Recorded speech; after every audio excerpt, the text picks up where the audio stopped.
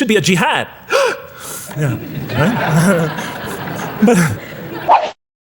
Okay, so this was a recommendation by one of my favorite commenters, and somebody else recently recommended me this video. So I was like, okay, I got a bit of time on my hands, so let me go and knock this out. Assalamu alaikum. All right, so he's Muslim and he's white, European. I've come from the University of Kansas. We're playing in the Final Four this very instant. So I want to let you know that you've asked a lot of me today. No, I'm just joking. I'll keep the subtitles on. Very briefly, I just want to talk a little bit about what the Quran has to say about the purpose of life. I think this is an extremely important subject, especially for Muslims living in America, because we're sort of a minority and new religion here, and many people are interested in what we believe. And I think the primary question that people want answered when they first consider another religion is how that religion views the purpose of life, the purpose of of our existence here. And so I'm going to begin, though, talking about an atheist's point of view, because I want to talk about what sort of answers the Quran might have for an atheist. So to begin this, I need to talk for about 5 or 10 minutes about what I believe contributed to my becoming an atheist, because I grew up in a Christian family.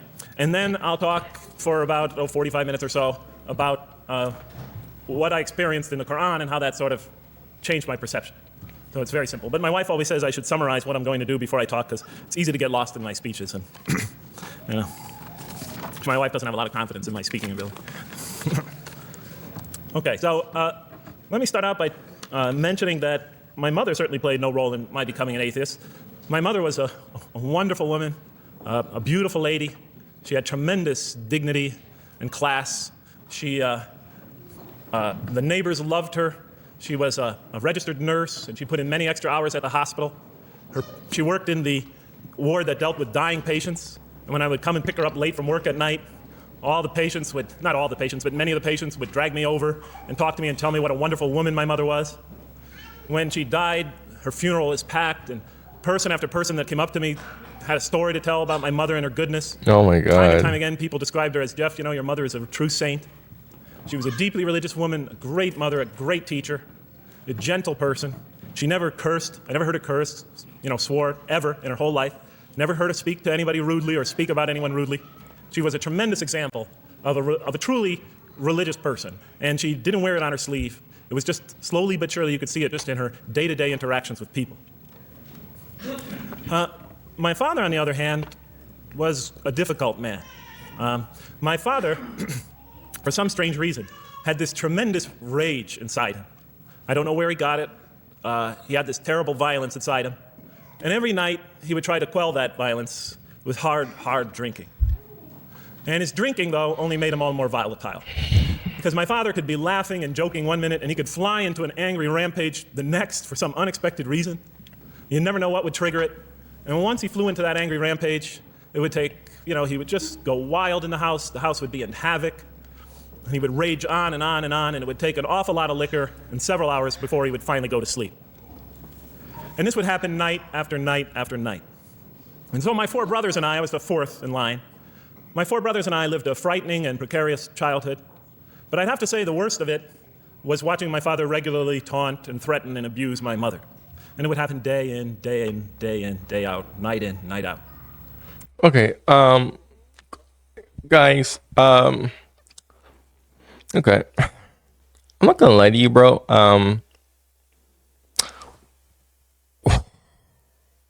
Why are these type of men always in relationships? Guys, disclaimer, I am not hating on anybody or anything, but when you notice a pattern, I'm not the only guy who have noticed this as well. A lot of men that are like in the dating market, goddamn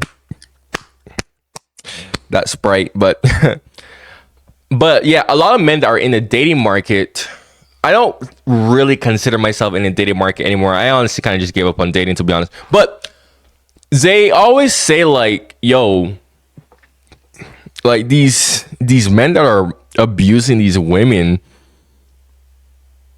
they're never single. They always have somebody.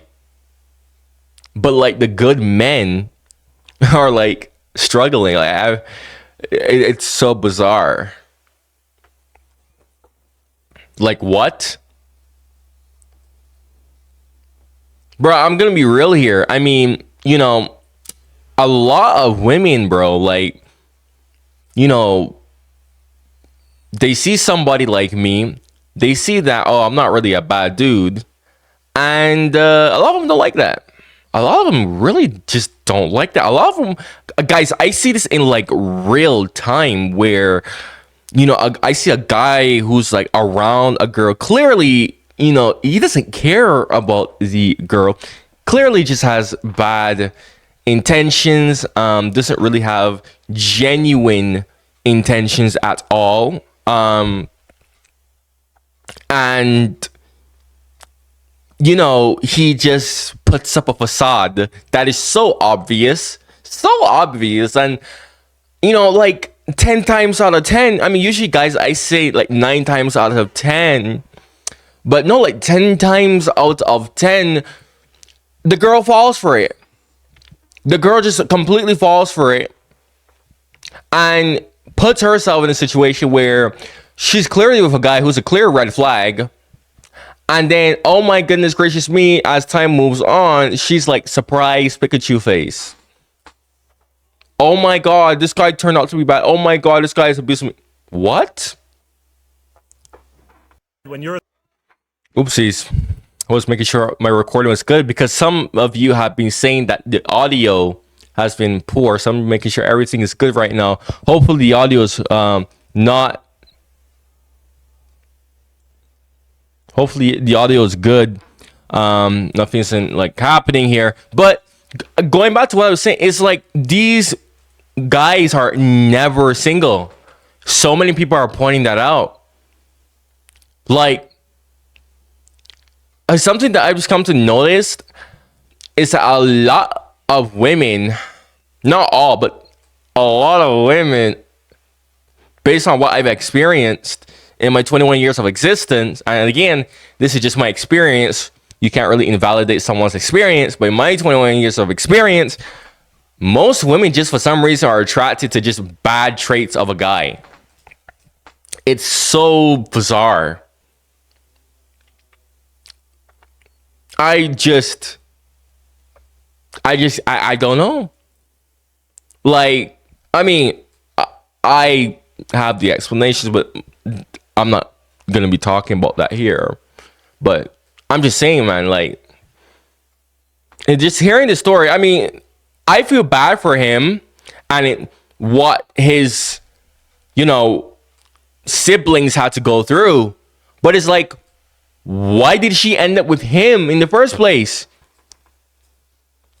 What was the context? I need to hear the context first, because I'm not feeling bad for someone who willfully chose a guy who had clear red flags here. Clear red flags, bro. I swear, like,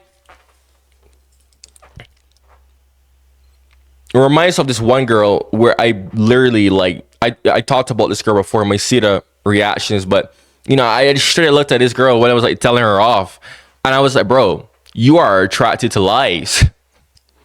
I'm like, you're attracted to lies. I've noticed that a lot of women are attracted to lies because, guys, I'm an honest person. I'm an honest person. I'm honest with myself. I'm honest with everybody around me. If you watch my Sita reactions, I talked a lot about that. How honest people are hating all that too, right? And what I've come to realize is, you be honest with women, most women, and they go away from you. They run away from you. But then they go for the guy who's literally lying to their face, putting up a facade. It's bizarre. I see it all the time. I see it all the time.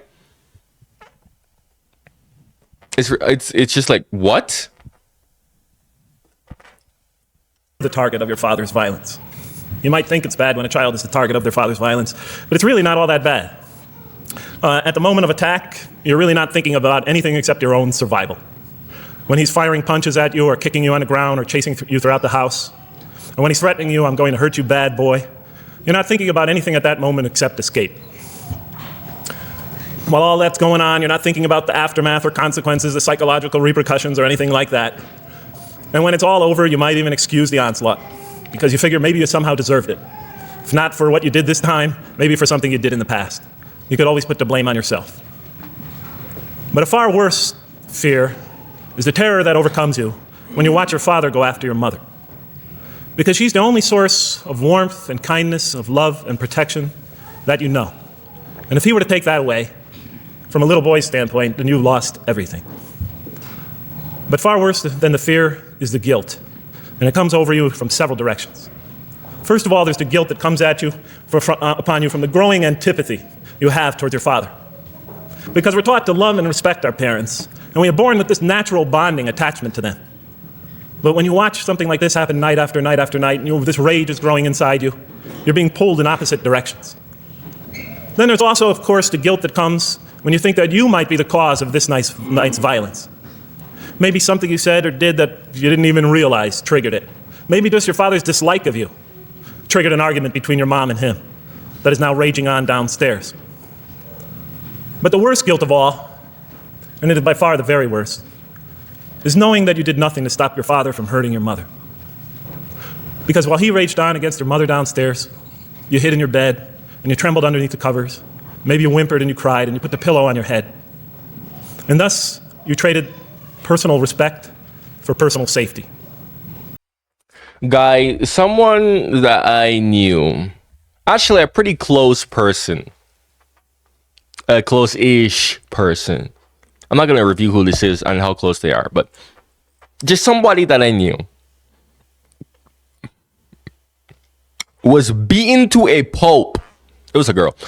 Beaten to a pulp. Half dead. God damn that spray. Half dead. Who did it? Her boyfriend.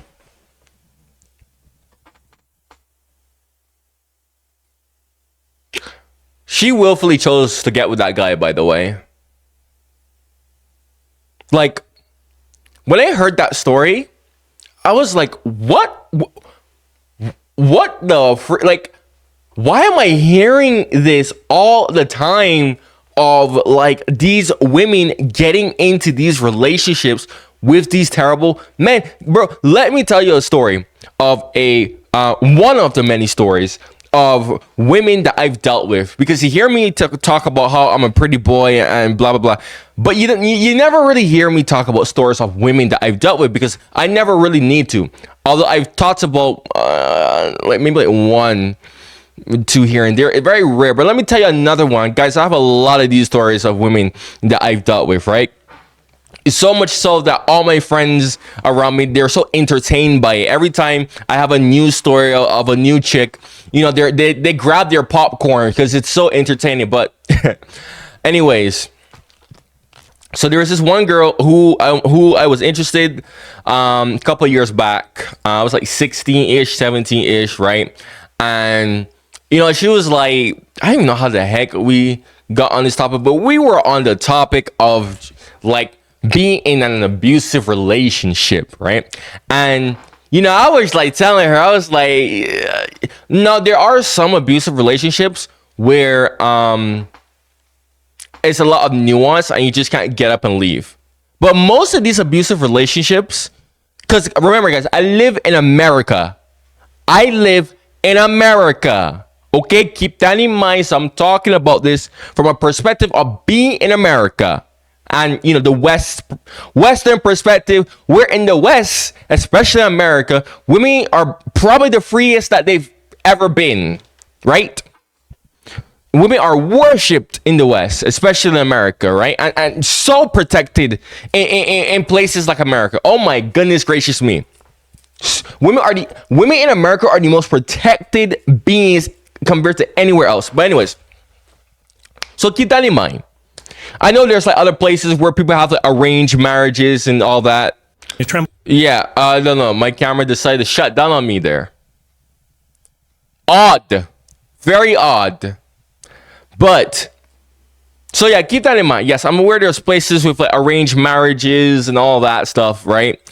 I'm not talking about that. I'm talking about you're in a place where you could freely do whatever the heck you please. So, you know, so this girl, we were on that topic of abusive relationships. And I really don't remember because this is kind of a bit ago. And I was like, yeah, you know, you could just like get up and go. I was like, you know, you could just get up and just break up with the guy, just leave the guy. And you know what this girl tells me? Do you know what this girl? Oh my God, I will never forget this, bro. I will never forget this, right? Bro, this girl was like, oh my God, it's not that simple. I know someone who was in an abusive relationship and it took her 8 years. 8 years for her to just get up and go. 8 years, bro. This girl was like, she just didn't have the courage. Yo, I'm sorry, guys, if I sound pissed. Because, you know, like, you're telling me that, like, I'm sorry, but what the heck was making you wait 8 years just to get up and go? Like, you're telling me that he was, like, how do I say this appropriately? Like he was sleeping with you that good? He was that good in bed? I mean, that's the only explanation I can think about. I don't know. 8 years? Bruh. And the reason why this makes me so mad is because it's like, yo, you know, like, because like I said, I'm an honest person. I'm honest for the sake of everyone's sake. And seeing how a lot of these women hate that. Again, guys, I'm not targeting these women or nothing like that. I'm simply repeating my experience. But a lot of these women, based on my experience, hate that. And they go and they put themselves with these men that are abusing them, lying to them, cheating on them. It's like, what? I remember a while ago, right? You know, what was it, like 2 years? I don't even know. I think it was like 2 years ago at an old job, right? A freaking, you know, a girl walked up to me and she was like, are you in a relationship? Do you have a girlfriend? And I said, no. And she looked at me. She was dumbfounded. She was like, how is somebody like you single? How could you be possibly single?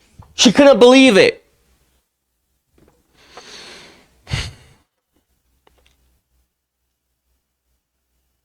Why? Because apparently most of these women don't like an honest dude.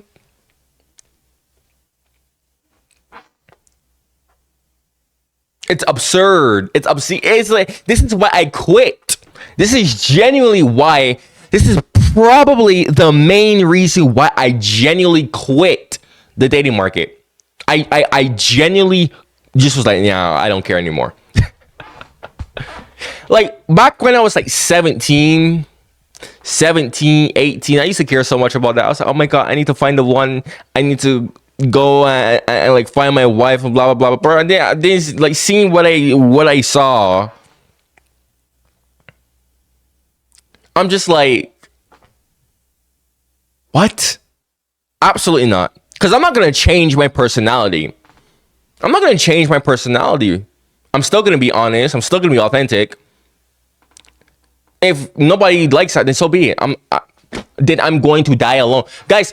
I've already like accepted the fact that I'm probably gonna die alone. I like come to terms with that. I'm like, bro, I don't even care anymore. I'm like, whatever. But I'm just saying, what is with that? But anyways, Underneath the covers. Maybe you whimpered and you cried and you put the pillow on your head. And thus, you traded personal respect for personal safety. And with each such incident, you come to realize with ever greater and greater clarity, you come to realize your own weakness, your own impotence, your own incompetence, your own worthlessness, your own cowardice. And the hate grows and festers inside you, not only for the man that you call father, but for yourself as well.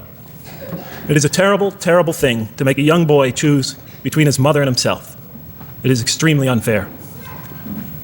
I noticed that tomorrow there's going to be tomorrow morning a lecture about spousal abuse given by Dr. Shaheen Rizwan. I hope you all attend it. I think it's a very important subject. When I was little, I used to daydream about life without my father. I just wanted the violence to go away. I wanted not to be afraid anymore. I felt like I was trapped in a bad dream and there was no way out. And so I prayed to God again and again and again to remove my father from our lives. But he was always there, and very soon I began to wonder if God really was. I could not fathom why God would subject my mom to such lifelong punishment. I could not imagine what great sin she must have committed, or that we, her children, must have committed to deserve my father. I didn't have the maturity to sort out such questions, but I had enough fear and anger to provoke them. I was too young to see the wisdom in allowing my mom to suffer the violence and abuse of my father. I was too young to understand why God would let innocent children tremble night after night after night in their beds, fearing that they might not see their mother the next morning. I was too young to see how the mercy of God could even extend to my father with all his terrible failings. And guys, before you come in my comments and be like, oh, but bro, sometimes these people don't show their true colors, bro. Look, let me tell you something, right? You know something that I've noticed in my 21 years of experience? Red flags are always there. Red flags in a person is always there. Guys, I can decrypt a person in this. You do not need a long time to be around a person to figure out what type of person that they are. Let me tell you a tip. Always focus on the small things. Focus on how they treat small things, because if they treat small things terrible, then they're obviously going to treat big things terrible. I'll give you an example, right? The worst girl I ever dealt with in my life, and I completely overlooked this, but I looked back at it and I learned my lesson, because you mature, you learn your lesson and whatnot. So when I was reflecting back on this person, something that I did not notice was she would be lying about things that was not a big deal. I remember vividly asking her, why are you lying about this for? This is not a big deal. Why are you lying? There's no need to lie about this. Bro, dear God, I wish someone could warn me about this shit, because that's her thought process, bro. That's her thought process. If she's gonna lie about this, then she's gonna just lie about anything. And guys, I'm talking the most minute thing. Bro, I'm not even exaggerating. Guys, when you watch my videos, you're gonna learn something about me. I don't exaggerate my stories. This girl would lie about anything. One, she lied to me about her age too, by the way. I didn't even know that until later on. Yeah, you see how bad that gets? She lied to me about her age, lied to me about her ethnicity, just to get my attention. Whole time, I didn't even know that. It wasn't until after I was away from her that I found out these details, and I was like, what the freak? Then I started clicking the dots together, and I was like, oh my God, this girl was lying about just any and everything. Jesus Christ. The red flags were always there. That's just one example, guys. The red flags in a person is always there. People just don't care about other people enough. That's the problem. Most people just don't care about other people. So they don't actually see, it's not that they don't see them. They see them. They just don't care to actually take notice of it. That's a fact, not an opinion. You only need 6 months to properly decrypt someone and see who they are as a person. That is why, look, let me tell you something, right? If you're a girl and you are interested in dating me, because there's actually women who watch my videos, and I know they're interested in me, but it's I don't really want to deal with anybody right now. But let me tell you something. If you're a girl and you're interested in me, I just in general, but in general, this is how I am, right? You need to know me for 6 months. 6 months. And I purposely put 6 months. I'm not talking about just from the first time we met. No, I'm talking constantly talking to me, constantly in contact with me. Why? Because 6 months is more than enough time to figure out what type of person you are. If you truly give a shit about somebody, okay, not just that, if you truly care about somebody, right? If you're truly not a bad person, you're gonna stick around with them for that 6 months. That 6 months is gonna feel like nothing to you. But genuine bad people, genuine red flags, they're not gonna want to stick around for that long. Because remember, guys, like I said, a lot of women that come up to me, a lot of women who are attracted to me, it's like they're not really liking me for me. They're just liking me out of lust, right? They see, oh my God, tall, 190 centimeter, pretty boy, oh, with a fancy accent, you know. So they lust over me. And I see this all the time where I test these women, where I don't do anything to them. And I see how they just slowly just break apart, how they just slowly just fall apart. Then they just like eventually go away from my life. I'm like, okay, bye-bye. You never had true intentions for me. You were a red flag. You were just there because you were too busy just lusting over me. I don't need that. So like I said, so don't come in my comments talk about, but these people, bro, these people, maybe they just didn't know. Because I'm in this position too, just like you and just like them. I'm in this position too, where I constantly have to monitor someone and see like, okay, what type of person is this person right here? What type of person am I dealing with right here?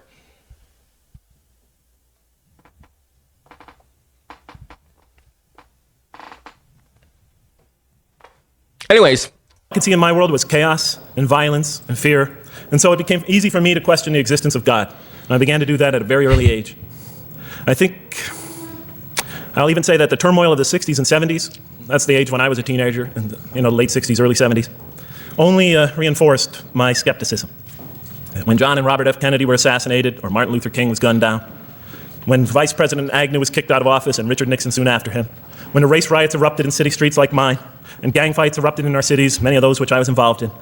When I saw the bizarre and senseless carnage of Vietnam, they all confirmed the lesson that was already ingrained in me and that my father had taught me so well, that the world is dominated by random, consuming, undiscriminating violence. And very soon I began to ask why. Why would God make it that way? Because he Why didn't he didn't. just pop us into heaven from the first? Because he didn't. Why does he let little children in Vietnam get napalmed and run down the street naked on fire when they'd done nothing to deserve it? And why does he let the race riots go on? Why does he let the leaders be assassinated? Why does he just let the violence go on and on and on for people who had nothing to do with it? It wasn't of their own making. Why didn't he just make us angels and pop us into heaven if he could make us angels, which I was always taught he could? Why did he make us so susceptible to sin? Why didn't he make us impervious to it, like he made the angels? Is this the best world he could create, I thought? Is this the most perfect world he could create for our existence? You know, this is the classic non-believer, classic cliche non-believer script. Oh, but if God, bro, like no hate to him, but I see non-believers say this all the time, but why is there cancer? Why is there all these bad things in the world, bro? It's so comical, bro. I'm like, Jesus, have mercy. I'm like, just read a scripture. It could be Quran, it could be the Bible. I don't care. Just read a scripture and your questions would be answered. Again, sorry, guys, if I sound mad. But I've been seeing so much of this stuff that it's just like annoying. It's just so freaking annoying. I'm gonna go pause the video, make sure the audio is good. To do with it, it wasn't of their own making. Why didn't he just make us angels and pop us into heaven if he could make us angels, which I was always taught he could? Why did he make us so susceptible to sin? Why didn't he make us impervious to it, like he made the angels? Is this the best world he could create, I thought? Is this the most perfect world he could create for our existence, for our beginning? I just couldn't figure it. And all the explanations I received from priests and doctors and lawyers, from whoever, spoke to me or taught me, they just didn't make sense to me. In any case, so I became an atheist when I was 16, even though I was going to Catholic school at the time. declared myself an atheist in one class. It was a confrontation between me and a priest. We were talking about God and the purpose of life. And I expressed my views, and he said, well, then you don't believe in God. I said, well, I guess I don't. And then through my junior and senior year of high school, I got an F in religion, even though I continued to do very well in the tests. In any case, when I was 28, to make a long story short, some friends of mine gave me a copy of the Quran. And one night I was sitting in Diamond Heights, my apartment in Diamond Heights in San Francisco. I was working that time at the University of San Francisco. I was 27, 28 at that time, I can't remember. And I ran out of stuff to read, and I took this gift that my friends gave me and I began to read it. And I came to the first verse. Well, I opened the Quran, read the first page, then the second, and then very quickly, in the second surah, about 37 verses into the Quran, I came upon the story of mankind. And I have to admit, I read through it very quickly. It was about 9, 10 verses long, the story of the first man and woman. And I recognized some of the details. It was similar to what I had learned when I was a child, but I noticed that there was something wrong. It was apparent to me that whoever authored this Quran, of course I wasn't a Muslim at the time, so I didn't have any idea who that was, whoever authored this Quran clearly did not understand the real meaning of the story, because they had obviously gotten the details confused. They didn't even understand the whole purpose of the story.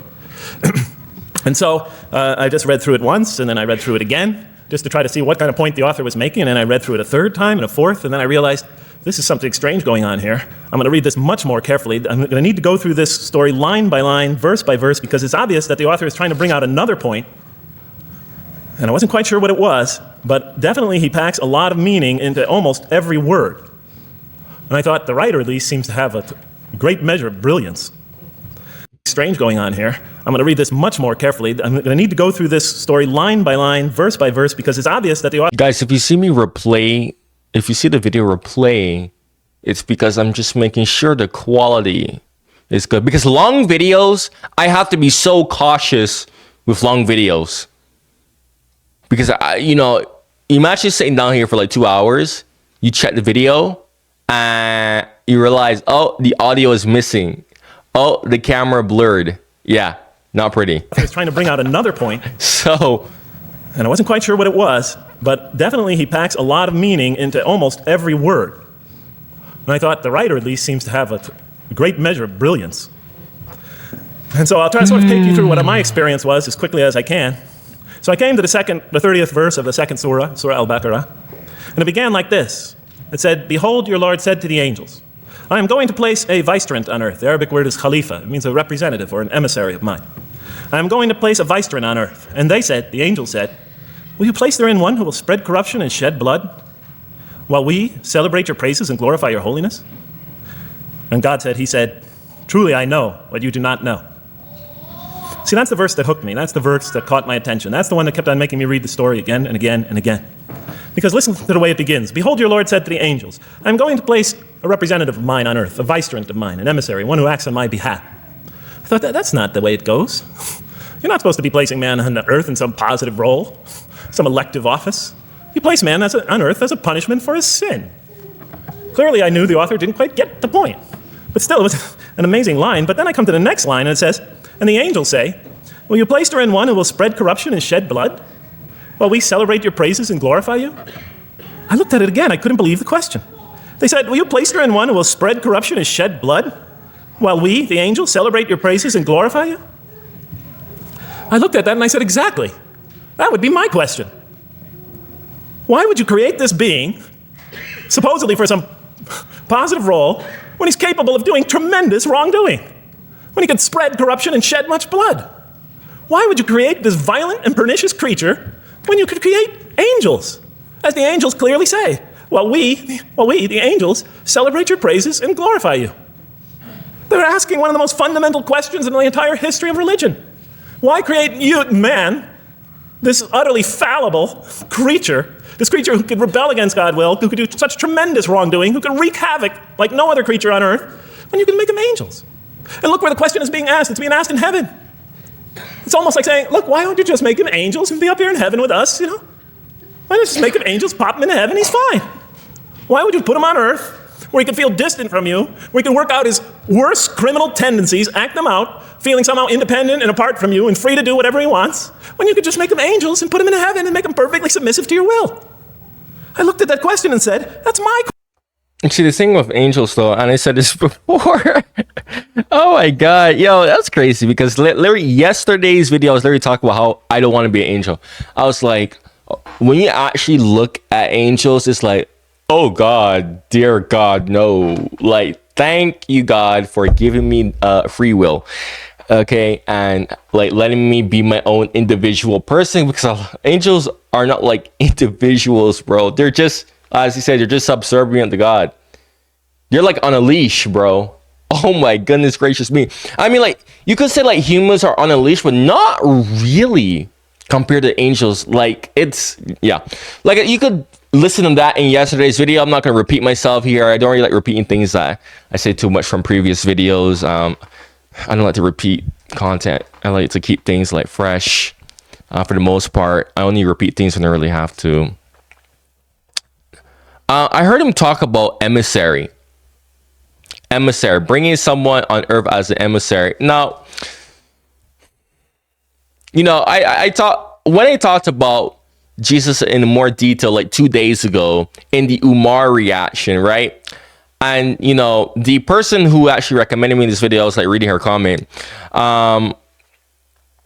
She said that, well, Amina, that was her name. I remember her name, Amina. So what Amina said was, God always intended for the Quran to be the final message. God is all knowing. Now, I'm not gonna lie to you. That was a very, very fair point, because I was like, how could you predict that something would be corrupted? Because here's the thing, right? And I said this in my videos before. God already knows who's going to go to heaven and who's not going to go to heaven. Like, he already knows that. It's just that he's just putting us on earth because instead of just like getting rid of the people that he already knows would fail, he's just like, okay, I'm gonna still let them go through what they gotta go through, because, you know, when judgment day comes, nobody can't look at me and be like, but you never gave me a chance. So, you know, when Amina said that, well, God is all knowing and God literally like knew what was gonna happen, I was like, you know what? That's actually a very fair point. Like,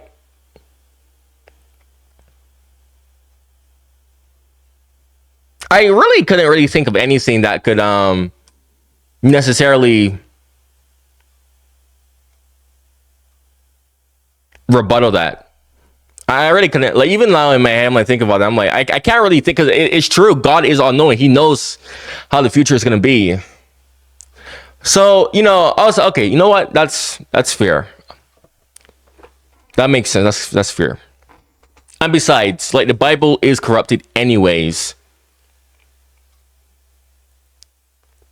Like, I already admitted that anyway. So I'm like, you know what? Yeah, you could have it. I even talked in my video how I'm like, I actually kind of do respect the Quran and Islam for like removing what it thinks is a corruption. I actually do respect that. But like I said, I'm not repeating details.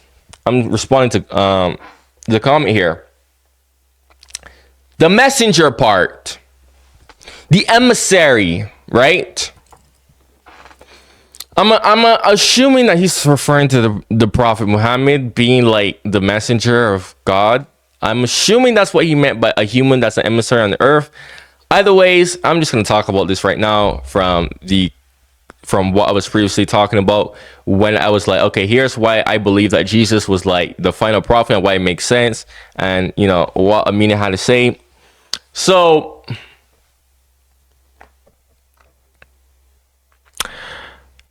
really and truly, and let me just like, I need to formulate, because I'm really terrible at explaining things. It wasn't even just Amina. It was actually many people. Many people actually pointed out that the Prophet Muhammad, because I was like, hold on a second, wasn't the reason why the Prophet Muhammad sent down was because the Quran was corrupted? I mean, sorry guys, the Bible was corrupted, right? And they needed And it was like, oh my God, like, we gotta fix this, right? But then people were like, well, no, that wasn't the only reason. He was sent down for other various reasons. He was sent down to, this is how I interpreted the comments. He was sent down to spread the true word. Not because it was corrupted, but like just to spread the true word. They gave examples of how the previous prophets were sent down to specific people, and but Muhammad was specifically sent down for basically everybody, right? And I'm like, okay. So my question would be, the empire, the caliphate, it really did expand. It really did. Like, it was remarkable how it just expanded like that. But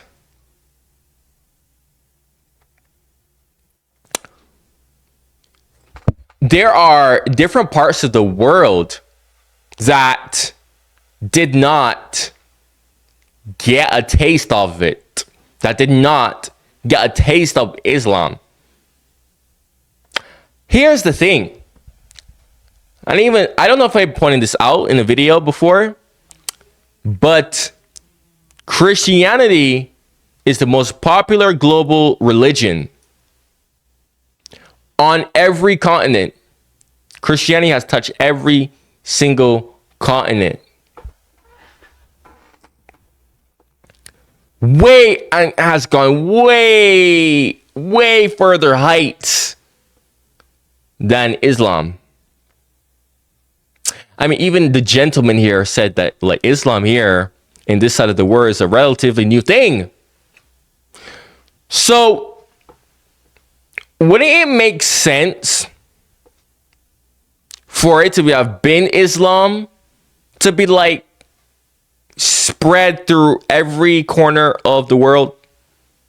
Like what happened with Christianity? If we're taking the logic of, okay, well, the prophet was sent down as the last prophet to basically spread the true word of God to everybody, not just a specific people, like everybody. But yet Christianity accomplished that more than Islam did. In fact, there was a chance for Islam to become truly global, but the Christians prevented that from happening, actually. I mean, guys, the New World was discovered when Constantinople fell, because the Christians specifically didn't want to trade through the new Muslim empire who controlled Constantinople since the Roman Empire was gone, because they were like, we don't want to enrich these guys. They are the enemy. So they sailed around Africa and they wanted to find another route to India, and that's how the New World was discovered. Boom, Christianity exploded in the New World. Not only that, but a lot of people, right, have this wrong idea of colonialism, where they believe that the Europeans just wanted to had like batteries. And I'm not going to talk about that here. But a lot of people who went to the New World and to these places had genuine reasons for going. A lot of them just wanted to convert the pagans, the pagan natives who are practicing this stuff, into Christianity. Seriously, right? So you see like this, like Christianity spreading so much in this whole vast new continent. I mean, it's like, you got to sit down and ask yourself this question. I mean, wouldn't God technically allow that to happen? I mean, if God is all knowing,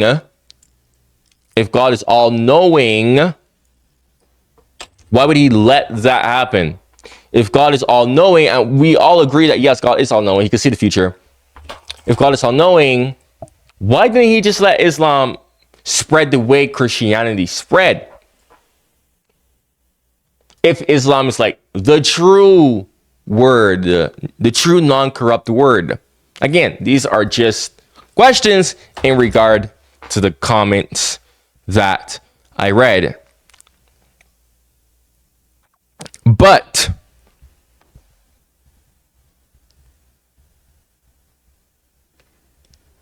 the only I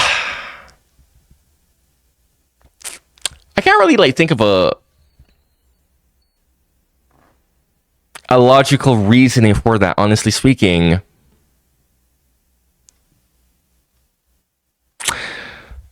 Well, the comments are always open. So just make angels pop him into heaven, he's fine. Why would you put him on earth where he can feel distant from you, where he can work out his worst criminal tendencies, act them out, feeling somehow independent and apart from you and free to do whatever he wants, when you could just make him angels and put him into heaven and make him perfectly submissive to your will? I looked at that question and said, that's my question. I'm not even a single verse into the story of mankind, and there before me I see my question. That whole question, everything that I ever thought, everything that I ever experienced, everything that I ever knew was in that question. It was as if the author took my life and wanted to pick out exactly the right question to humiliate me, to provoke me, to anger me. Why create man, this most destructive and violent creature, when you could make him angels? And then look at the answer. And he said, God said, truly I know what you do not know. You know, in modern parlance, we would say, I know exactly what I'm doing. I read that and said, what? You know what you do not know? You know exactly what you're doing? Well, please inform me. Tell me what you're doing. Because, you know, I'm 28 years old and I haven't figured out it yet. And I have a lot of issues that I'm still dealing with that's connected to this question. You can't just get off that easy. You can't just tell me you know exactly what you're doing. Not after what I've been through. Not after you made me this way. And then I realized, of course, I was arguing with a God I didn't even believe in. And that would happen several times as I read through the Quran. And sometimes I would just get into so agitated by what I read, I'd start arguing with this voice that I'm reading before me, that's calling to me. So we turn to the next verse. Well, it turns out that the Quran just doesn't dismiss the question. It starts to answer it a little bit. And in the next verse it says, and he taught Adam, God taught Adam, the names of all things. And then he placed them before the angels and said, tell me their names if you are right. So this verse is clearly referring to the previous one. But notice what it says. Now, from my own background, I remember Adam naming things, but it wasn't connected to any answer to any philosophical question. But here, notice what it says. And he taught Adam the names of all things. And I realized already, just from the first verse, you got to read these verses very carefully because it's packed with a lot of symbolism and meaning.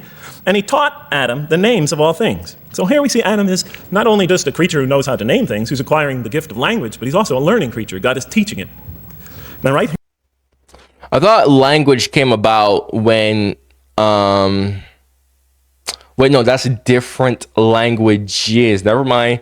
I was gonna say, I thought languages came about with the whole Tower of Babylon, but no, languages. Here, right in this verse, and it'll come even clearer in the subsequent verses, that the very first thing that the Quran is going to emphasize here is man's intellect.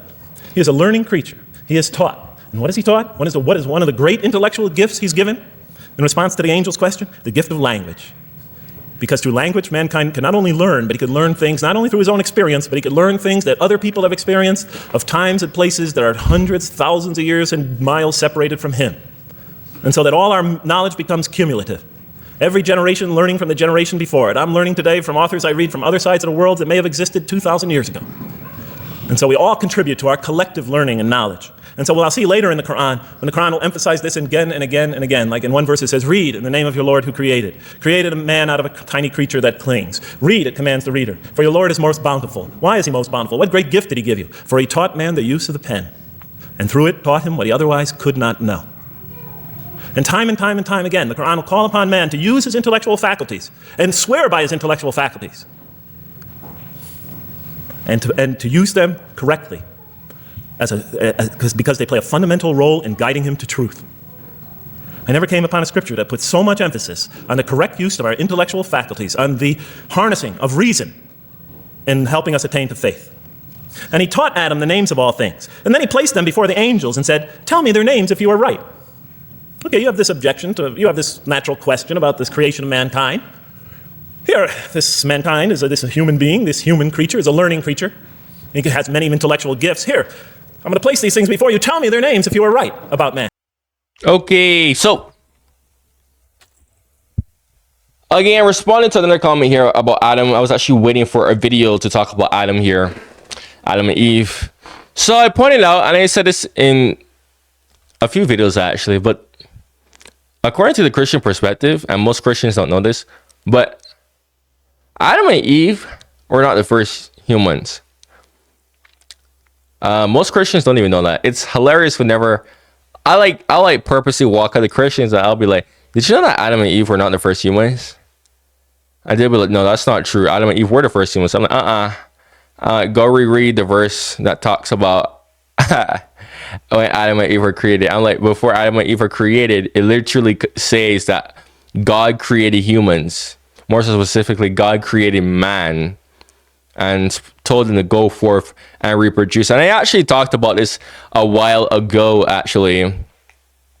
Because a long time ago, I was like, this actually does explain why God doesn't like, and how the hell do I say this without sounding bad here? Again, I'm just like being objective. I'm not hating on anybody or anything.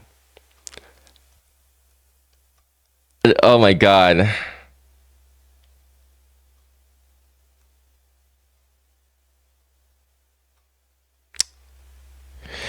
Guys, holy shit. How do I say this? God doesn't like people who engage in same. Oh God. Oh my God. I'm so scared to say this, bro. People who, are in a relationship. People that are in a relationship with the same gender. And I was like, well, this, a lot of people say like, oh, well, why does God not like, why does he not like allow that? Because how the hell are you going to reproduce? Like, if there's something that the scripture, at least the Bible, I know really emphasized is like God really wanted you to reproduce, bro. Like God really wanted you to reproduce. Like, technically, we are all supposed to reproduce. Technically. Not even technically. No, like we are supposed to reproduce. Like a lot. Like I make a lot of offspring. Like a lot of people, like I was watching this like invasion of like a Jewish family. Air quotes. That's just what the title was called. That's not my words. YouTube algorithm. Dear God, it's so hard to talk about certain topics on here. Whoo! I gotta be so careful with my words here, man. But these Orthodox Jews came in this community, and my goodness gracious me, they had so much. Like one family had like 7 kids, 10 kids, and they were just like, what the freak? And when they were like interviewing them, they were like, how do you have like all these kids? And they were like, well, the word says that you're supposed to reproduce a lot. So that's what we're doing. And I was like, oh my God. Wow. I'm like, okay, you go reproduce a lot. Like, damn. And that's the problem. Like, people are like taking something that God made and just like going to all hand of it. But that's for a different topic there, regarding things like abortion and like all that, whatever. So Amina here, because she was, I actually got this comment pulled up here.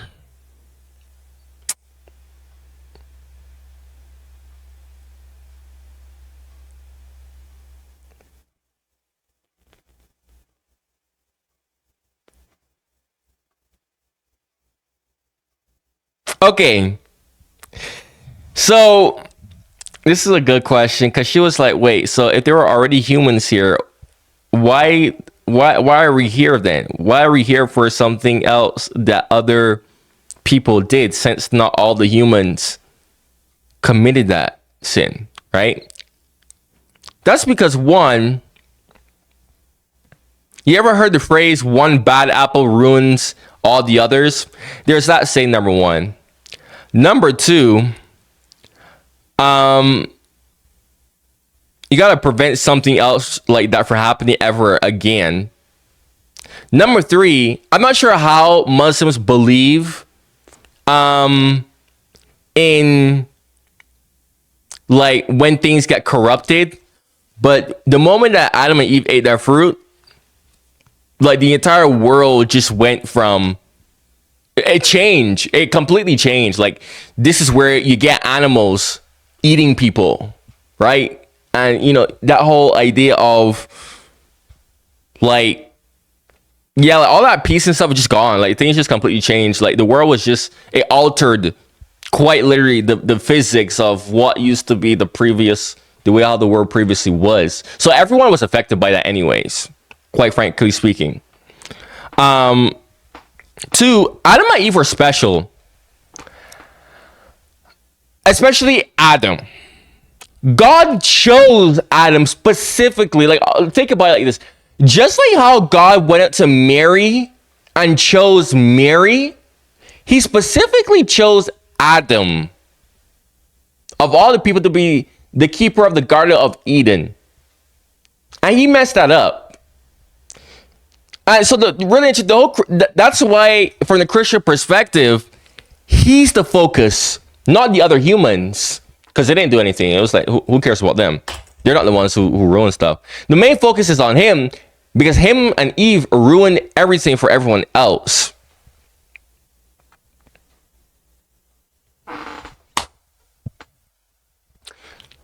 If Adam was the first human, then how can he represent all of humanity?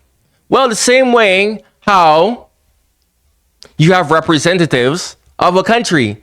The same way how in a representative democracy, you elect a person to represent the people of your specific community.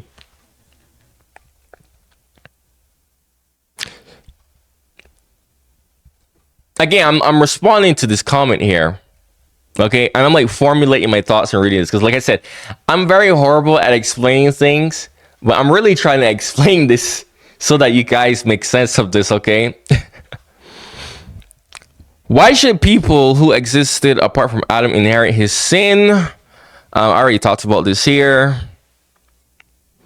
The original sin only makes sense if Adam is the first person and the ancestor of everyone. Now, another thing is that the problem with just having like one person just be like the sole progenitors of humanity is you're going to get inbreeding.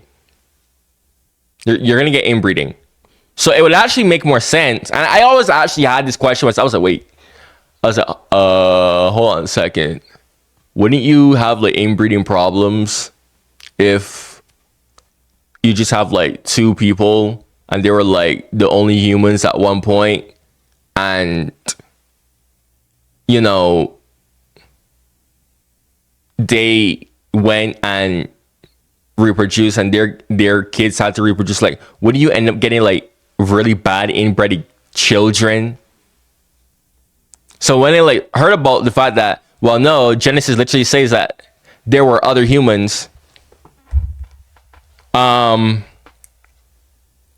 that made a lot of sense. Not just that, but actually when you actually like reread the whole like Adam and Eve story from the Christian perspective, if you read closely, Adam and Eve were actually aware of other people. When Cain, especially like Cain and Abel too, because when God kicked out Adam and Eve from the garden, I forgot how that story was like, but there was a caveat where God was like, okay, well, you know, like everything's messed up, but you know, I'm gonna like watch over you from like other people in case that they see you. I think that was there with Adam and Eve, but I know 100% Cain and Abel. When Cain unalived Abel, and God gave him that curse where he had to wander, and Cain was afraid. Cain was like, bro, other people. Like, if you read that, like, he literally tells God, like, oh my God, like, when other people find out what I do, they're gonna want to unalive me. And I found that hilarious. I found it so hilarious, but that's just how a lot of people are, unironically. Like, they do something wrong and they're like, wait, but what if people find out that I do this wrong thing? They're going to want to do it to me. I don't want it to happen to me, even though I did it to someone else. But yeah, you know, Cain looked at God and was like, other people, when they find that out, like, you know, so that actually confirms that they were aware that other people were around, at least from the Bible perspective anyways. And I don't really see any reason why this part of the Bible would need to be corrupted. There's really no need to bring a narrative out of this. Nobody, I've never seen like anybody comment on this before. No Muslim never commented on this before. Most Christians don't even know this. It's so subtle, actually, that most Christians gloss over this. But Larry, just read it out, like, beginning of Genesis all the way up until Cain and Abel, and just pay attention closely, and you'll literally see them mentioning other people. It's crazy. Other people are being mentioned. Let's see here.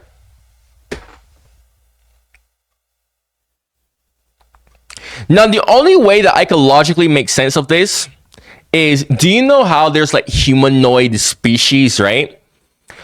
Like Neanderthals, right? And then there's Homo sapiens. Homo sapiens are the actual proper human race, right? The other humanoids are not classified as humans, but close to humans. But the only thing that I could probably think of to make sense of the Islamic perspective is that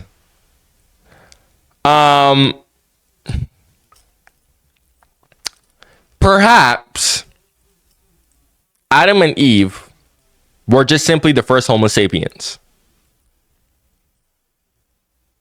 And well, even then, that wouldn't make it. That would actually support the Bible perspective more, because if there were other humanoids, right? If there were other humanoids around, then God decided to create Adam and Eve. That would make sense for Adam and Eve to be the first Homo sapiens, but other humanoids were around, because remember, Neanderthals had the ability to breed and mix with humans. So maybe, I don't know, I'm just like speculating here, and I'm not really saying this as a fact. Maybe God created humanoids at first before, you know, he finally created Adam and Eve, the first real true Homo sapiens. But by the time they were around, the other humanoids were around on the earth. That would probably make that logical, where it's like, okay, so he truly was the first kind for all of humanity, him and Eve, of course. But the other people weren't humans. So that would make sense. But like I said, I'm like speculating here. But like I said, yeah, the Bible literally does say that, though. Adam and Eve were not the first people.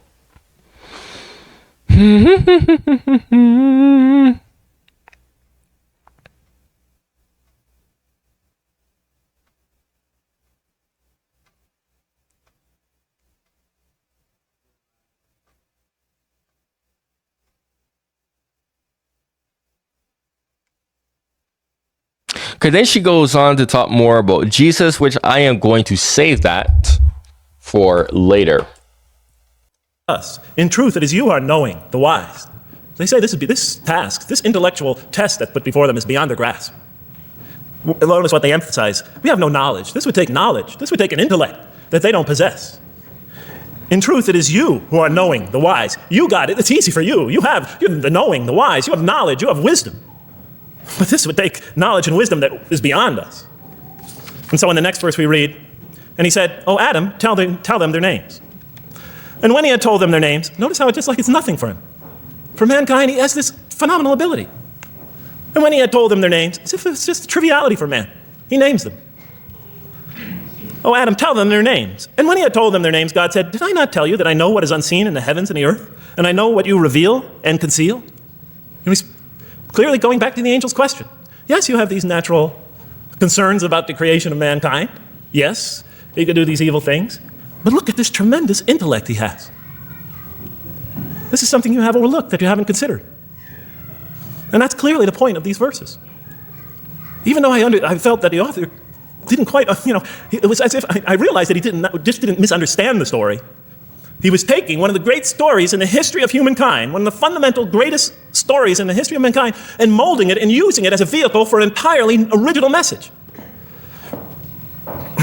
And God said, did I not tell you that I know what is unseen in the heavens and the earth? And I know what you reveal and what you conceal? In other words, didn't I tell you I know exactly what I'm doing? And then didn't I not tell you that I know what you reveal and conceal? I looked at that. What question what did they reveal and what did they conceal? What did their question reveal and conceal? I thought about it for a minute. Oh, it's obvious. What did their question reveal? You just go back and look at the question. It revealed the sinful and sinister propensities of man. I mean, it's obvious, right? Why are you all looking at me like that? You're starting to scare me. You're all looking very serious. Am I losing you? Wow. Okay. So, they revealed the sinister and evil propensities of man. But what did their question conceal? And all you have to do is think about it for a minute. The human beings, yes, they could do evil. Yes, they could do wrong. Yes, they could create misery. But they could also do exactly the opposite. They could choose to do evil. They could choose to do tremendous good. They could choose to do tremendous violence. They could choose to show tremendous compassion. They could choose to live by falsehood. They could choose to live by the greatest truths. They could be terribly ugly. They could be terribly beautiful. And I'm like a good example of this, right, guys? Sorry for pausing so much. I knew that this video was going to be long. I knew that this video was going to be long from the get-go. I already knew. I just accepted my fail. So yeah, this video is going to be long. This is why I made sure I did everything that I had to do. But honestly, it's like, bro, just looking at myself here, you hear me talk about in my videos, I choose to live this life that I live, where I got rid of pretty much all my friends on purpose. I choose to be single, even though I don't have, I have the option to not be single, where I'm not promiscuous. And, the funniest thing about that, though, is, I'm not even the type of guy where I'm like, oh, I'm waiting for marriage or all that. I'm just like, no. I'm like choosing this life where I just, I'm introverted as heck. Like like literally living life on free will. Where I'm, a big Russian fan, boy. I mean, all of you are Muslim, you don't really know, but that is true. That's like half my personality. I love Russia. I'm a big Russian fan, boy. I always rep Russia everywhere I go. I'm actively learning the Russian language. All of that is my choice, and it doesn't have to be like that, especially with someone in my position. Guys, I've talked to people, right? And just to really put this in a better perspective, I've talked to other men, who look at me and they're like, oh my God, like you look like you're the type of guy who has like so much women. Like, oh my God, you look so good. I'm like, no. I'm like, no. And whenever they like hear how I don't do anything, I don't engage in promiscuous activity, they would always like 99, I'm not even kidding, like 90% of them would always tell me like, oh, if I was in your position, I would be like this, I would be like that, I would be like next. And I'm just looking at, I'm like, Jesus Christ, thank God that you are not as good looking as me, because what you would be doing is just, oh dear God. I'll give you an example, right? There was this like one person at an old job, right? This one girl, oh my God, bro. She was Russian, right? And, everyone around me know, I always say like, look, like if I'm going to marry someone who's going to be Russian, I'm like, I've ignored so many women. I've told so many women like, look, you're pretty or all that, but you're not Russian. Like everybody knows, I really prefer Russian women. So there was this one girl at my old job, and she was Russian. The thing was, she was born, like, raised in America. She was born in Russia, but she was raised in America. She came to America when she was 5 years old. And the reason why I even emphasize my preference for Russians is because, like I said, I'm a big Russian fanboy and I want to learn more about Russia. So I said, okay, what's the best way for me to learn about Russia? I'm like, oh, okay, well, just go and find a Russian wife, probably. But like I said, I'm not sure how that's going to go.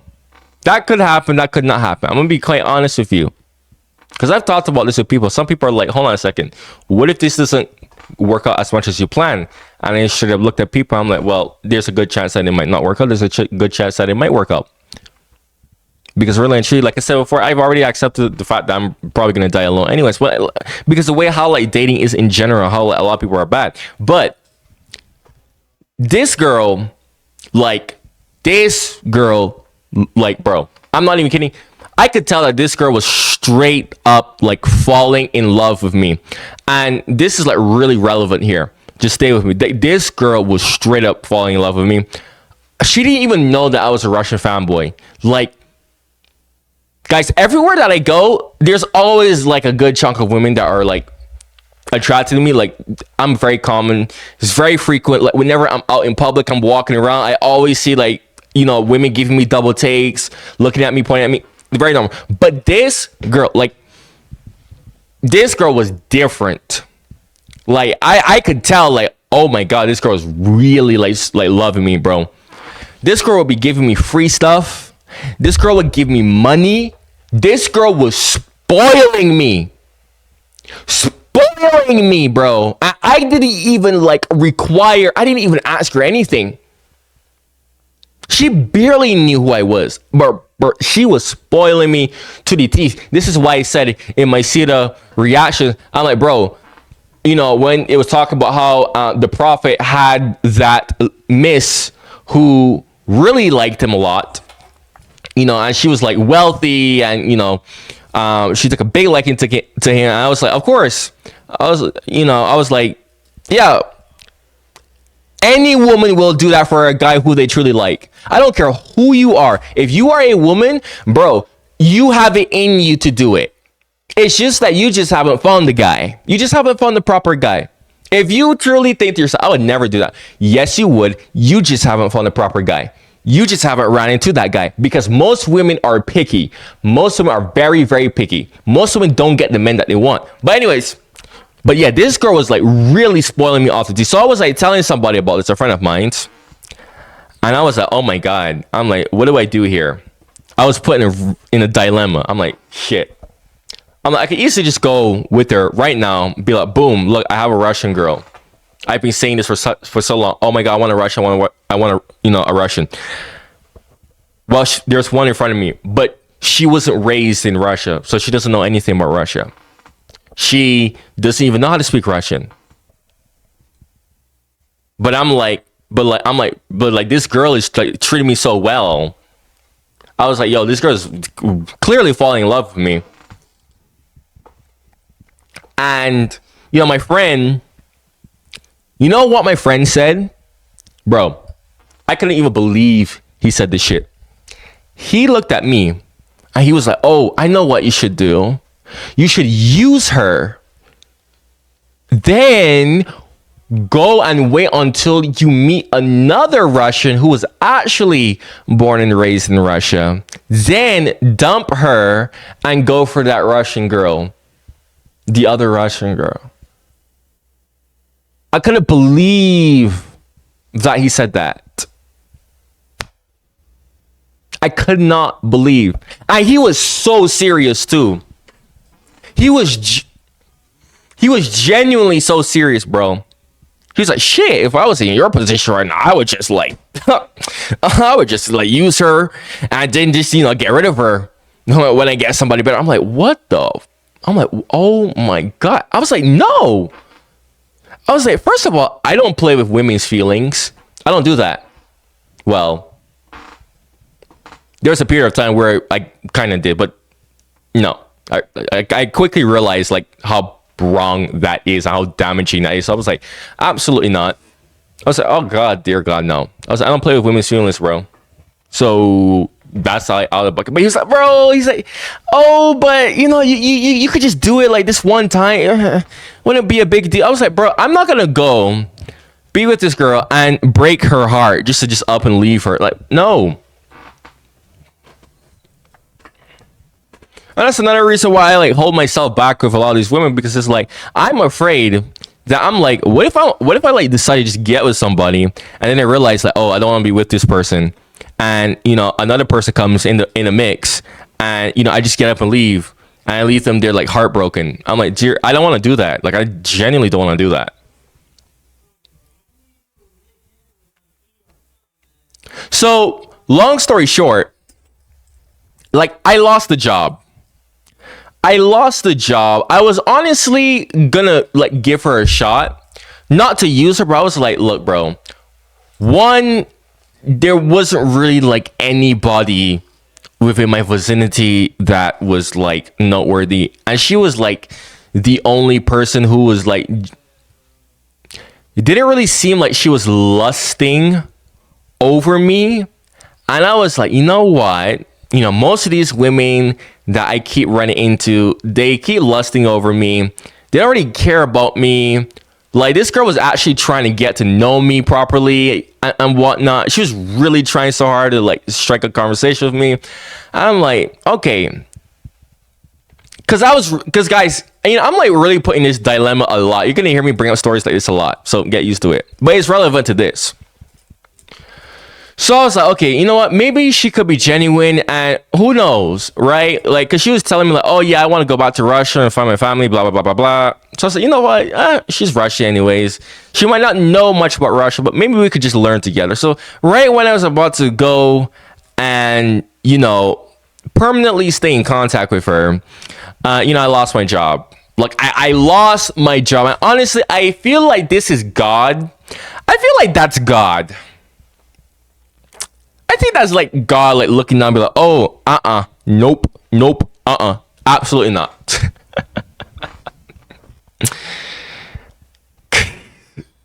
Literally. So then, time went on. I told my oldest brother that story. I was like, oh yeah, I like lost a job, missed the opportunity to get with a Russian here. And my oldest brother looked at me. He was like, shit, okay, well, let's go to your old job and let's go find her right now. I'm like, what? He said, I will take you to your old job right now. Do you want to go right now?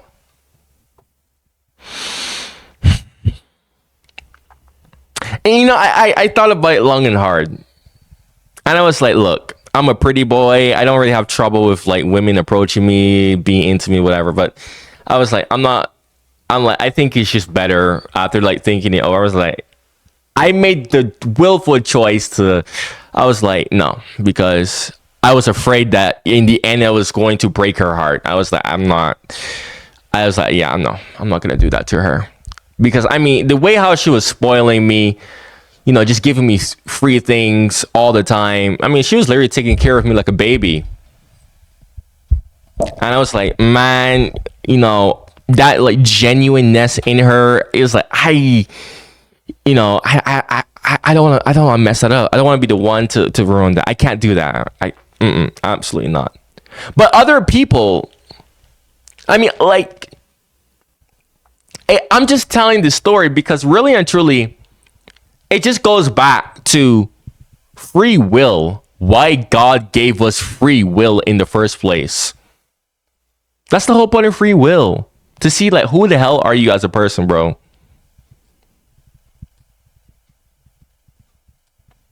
I've had people look at me and tell me, oh, you're wasting your good looks. I've literally had men look at me and tell me that, like, oh, you're telling me you've never even bothered to just kiss anybody?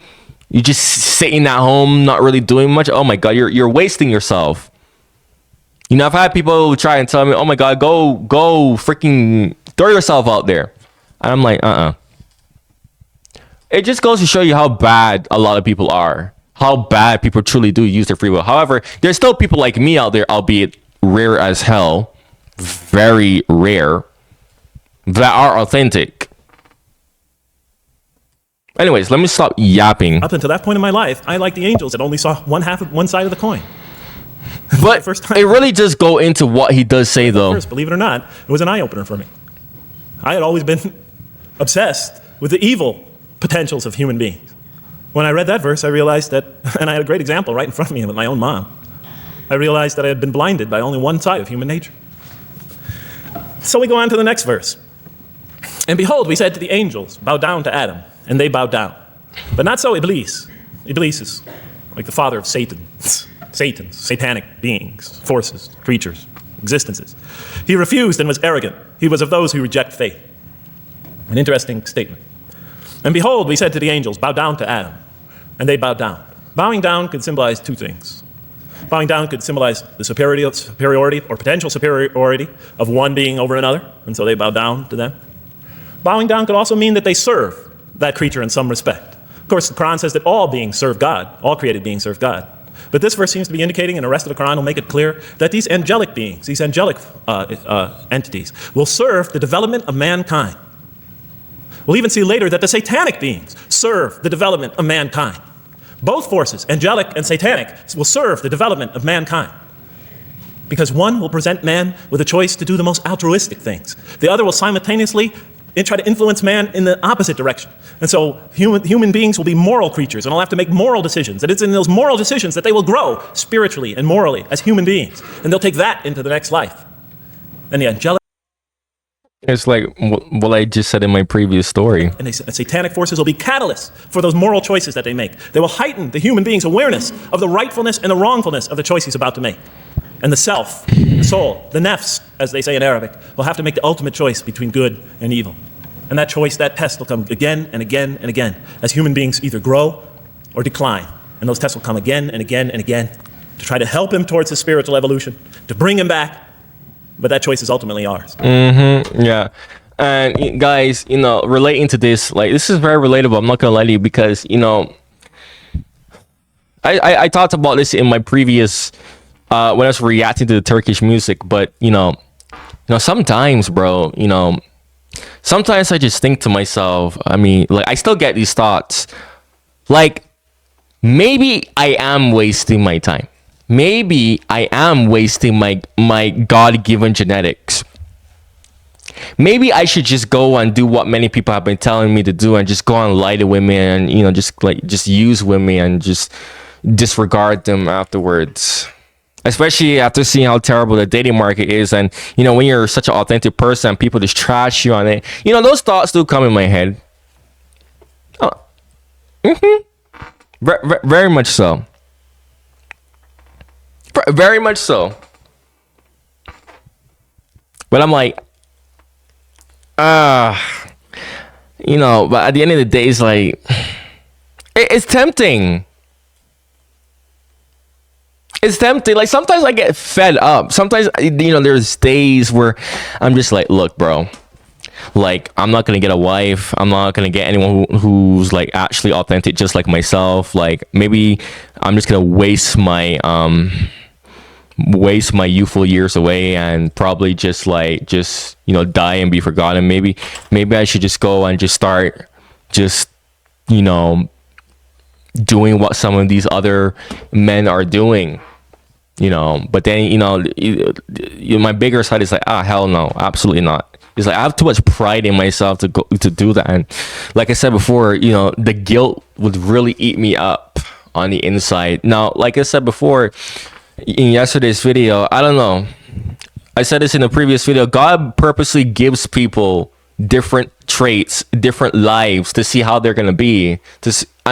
Perhaps God decided to just give me extremely good genetics because he just wants to see how am I gonna do with it. What am I gonna do? Am I going to abuse it? Am I going to take it for granted? I don't know, probably.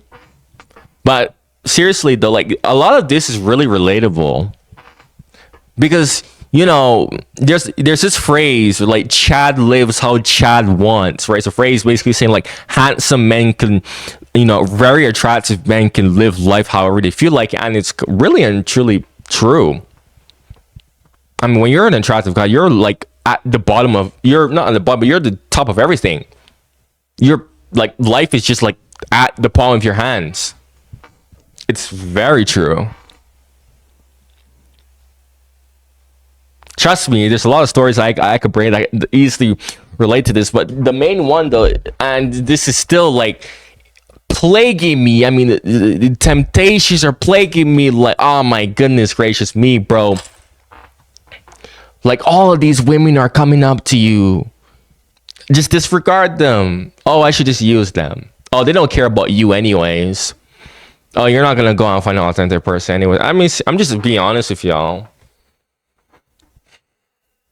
But I'm like, I'm like, nope. Like, I would rather just die pure. If I die pure, I'm like, that's actually a very nice, proper way to go. Comparing to dying being a like a man whore, you know, really and truly. But I'm getting ahead of myself. And so we said to the angels, bow down to Adam, and they bowed down. But not so Iblis. Iblis is Satan, this rebellious force, this evil prompter, the one who whispers into the human heart. He comes into being. And with the introduction of Satan, we have the introduction of evil, that evil influences on human beings. And notice why Iblis does not bow down. He refuses because he was arrogant. You know, we often hear what's the root of all evil? In the West, it's always money, greed. Money! Here the Quran says that, seems to be saying that the root of all evil is not always material wants. It's not always money, it's not always greed. At the heart of evil is arrogance. Putting yourself that is above true. all others. That is very Assigning true. to yourself special priority and neglecting the rights of others. You know, I always disagree with that too. The root of all evil is money. No, I didn't disagree with it, but I always used to think like, no, there's more to it than that. And the Quran actually does.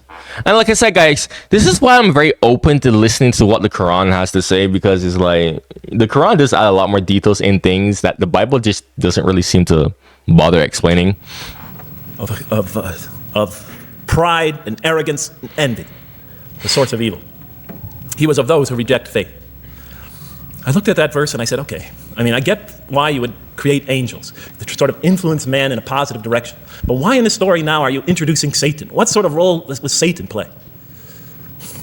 And then, of course, you just think about it for a minute and you say, yes, the story is telling us that on one hand, we have these magnanimous urgings come from one direction. On the other hand, we have these satanic urgings coming from another direction.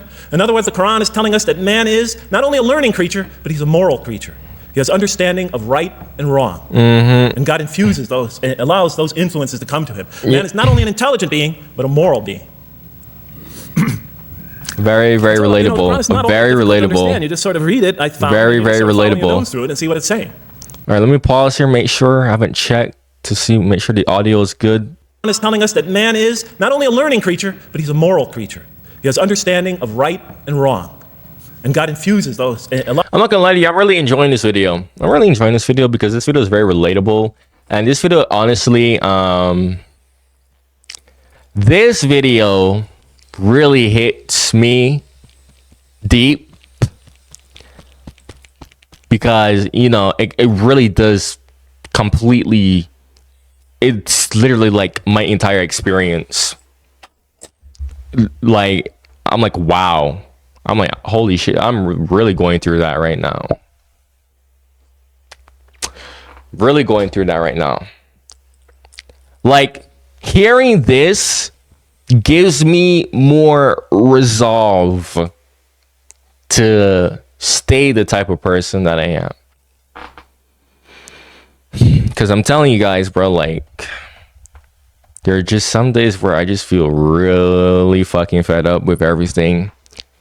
And I just kind of just feel like completely going astray. Allows those influences to come to him. Man is not only an intelligent being, but a moral being.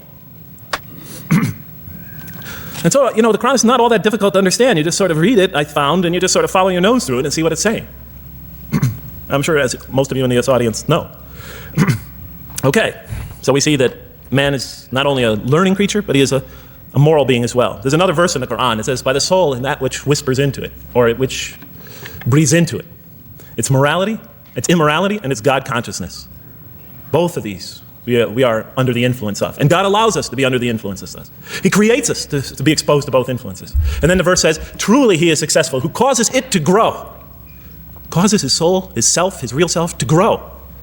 And truly he is lost who stunts it, who disallows, who destroys his personal growth. So mankind is not only an intellectual being, but a moral being. And we said in the next verse, O Adam, dwell you and your spouse in the garden, and eat freely thereof what you wish, and eat freely thereof what you wish. But come not near this tree, for then you will be among the wrongdoers. I looked at this verse and I was, starting to wonder if the author was drifting back to the old story. Again, I was confused.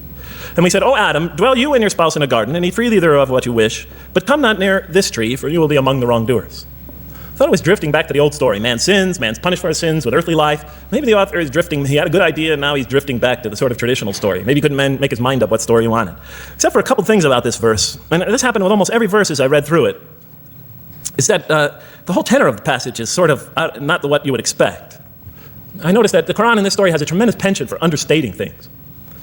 Because it says, and said to Adam, dwell you and your spouse in the garden, and eat freely thereof what you wish, to Adam and his spouse. But come not near this tree, for you will be among the wrongdoers. I mean, there's no sense of God being threatened by the possibility of man eating from the tree. In this story, we don't see in this verse, we don't see that God is nervous at the prospect, that he's threatened by the prospect, that he's anxious about it. The tree that he picks, it seems like he's just picking out any tree. Nothing special about the tree. Go not near this tree, for you will be among the wrongdoers. Satan will later come to him and tell him it's the tree of eternal life, of a kingdom that never decays. Turns out to be a complete faucet in his part. Nothing special about the tree. It's just a tree.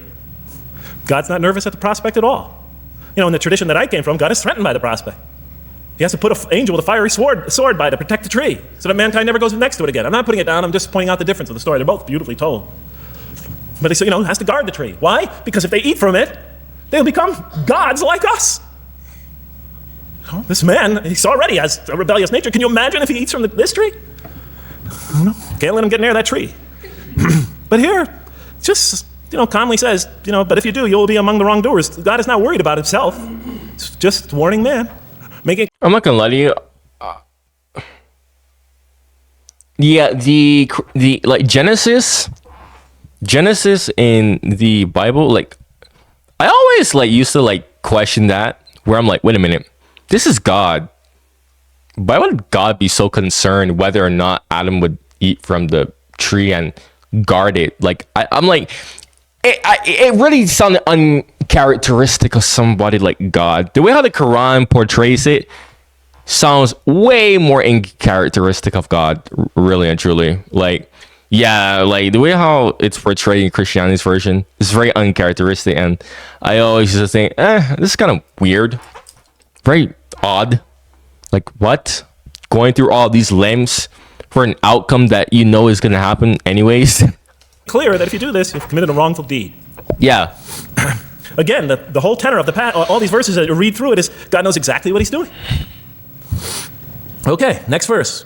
But Satan caused them to slip and expelled them from the state in which they were. And we said, go you all down, some of you being the enemies of others, and on earth will be your dwelling place and provision for a time. What? I said? I mean, I was expecting now the rage, the anger, the violence, the jealousy. That's what I was expecting. Okay, they eat from the tree. Where's the rage, the violence? I'm going to punish you now. You're going to sweat on earth. And you're going to suffer, and you're going to stub your toe, and you're going to work, and you're going to labor. And you're going to die there for what you did. And where's the woman? Right? And the... I'm crying. Bruh. Woman. Right? She's the one who's going to suffer the most. Right? She'll have to suffer labor pains and monthly cycles. Right? And bleeding and crying out when her children come into the world. She'll scream out. And worst of all, the greatest humiliation, the man will rule over her. When he's obviously her intellectual inferior, because she and the angels seduced, she and Satan seduced him, and he just bumbled along and didn't commit a wrong deed. Well, I don't mean to make light of it, but the story is obviously different, though. No threat here. As a matter of fact, look at the way it says. Oh. But Adam, from the get-go, was supposed to really and truly lead everything. Eve was just created because Adam was just lonely, bruh. Oh, Adam, dwell you and your spouse in the garden, and eat freely thereof what you wish. But come not near this tree, for you will be among the wrongdoers. Then they make the mistake. But Satan caused them to slip and expelled them from the state in which they were. And we said, go all you down, some of you being enemies of others will be adversaries of others. Some of you will be adversaries of each other, and on earth will be your dwelling place and provision for a time. This is not a deity losing it. If you look at it, I mean, on earth will be your dwelling place and provision for a time.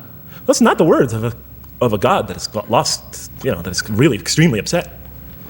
On earth will be your dwelling place and provision for a time.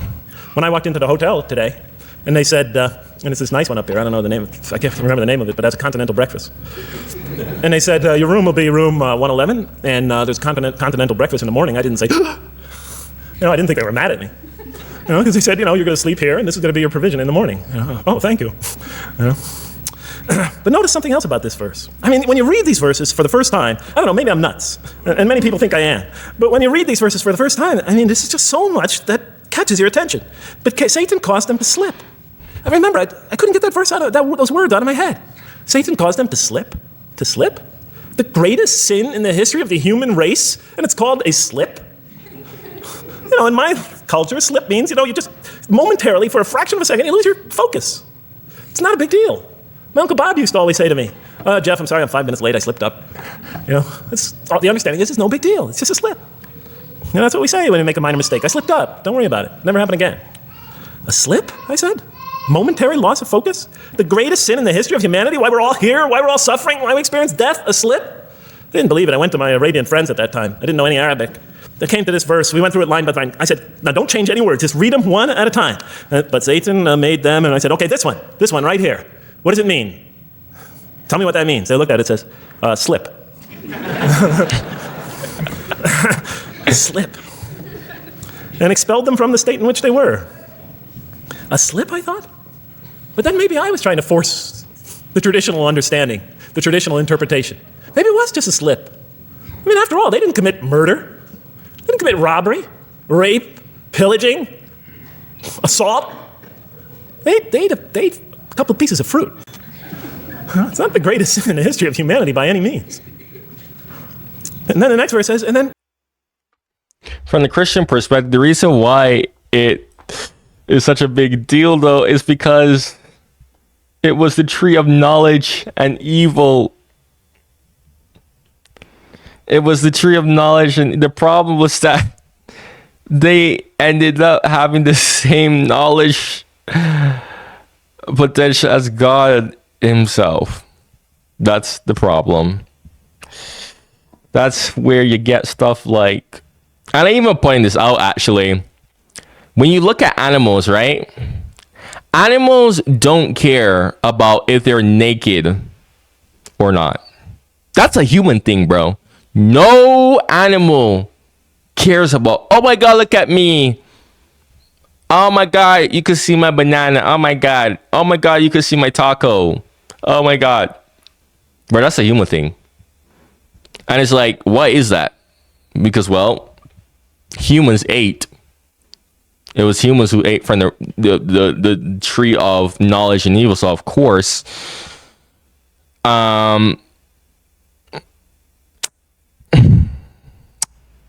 nobody else ate from that. So of course they didn't really like have that knowledge of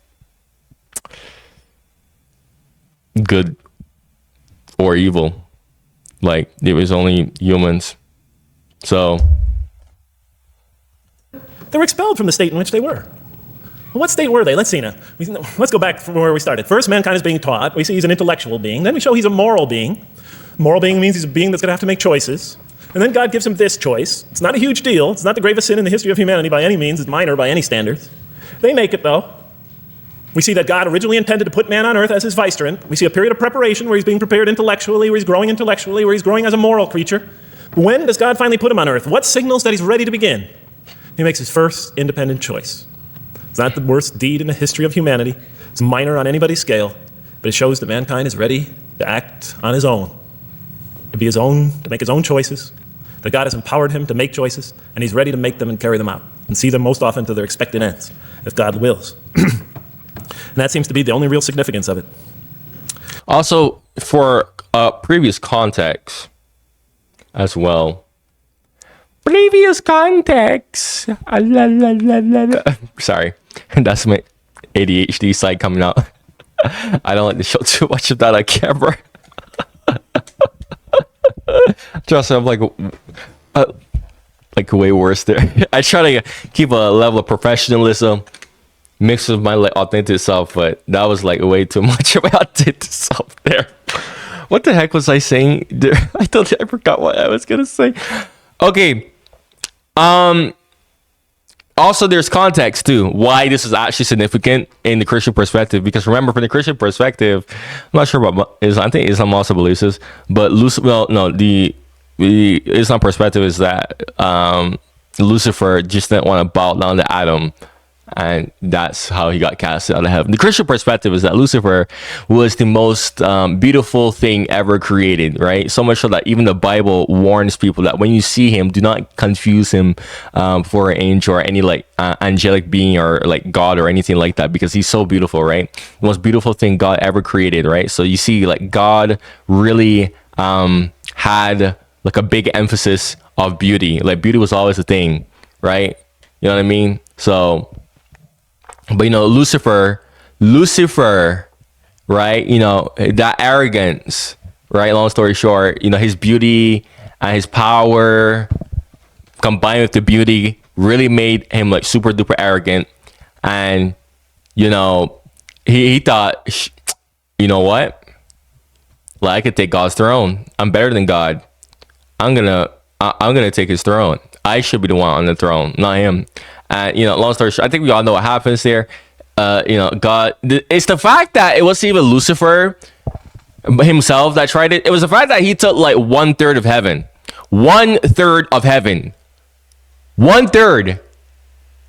Like, what? Guys, think about that for a second. 1 freaking 3rd. That many people. What? My God. 1/3. That is insane. That is like over 30% of heaven. To give you just make you think about that more better. 1/3. Guys, 1/3 of my full looks potential is being hidden. Like, you always hear me say in my videos, like, this is not what I look like. Like, I'm only at 70%. This is like 70%. Like, my features are being hidden. And you see, like, it has a big drastic effect on me, right?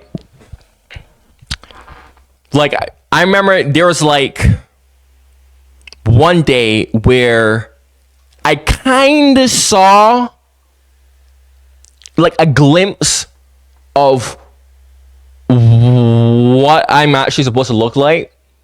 I'll put the picture here. It should be on the screen.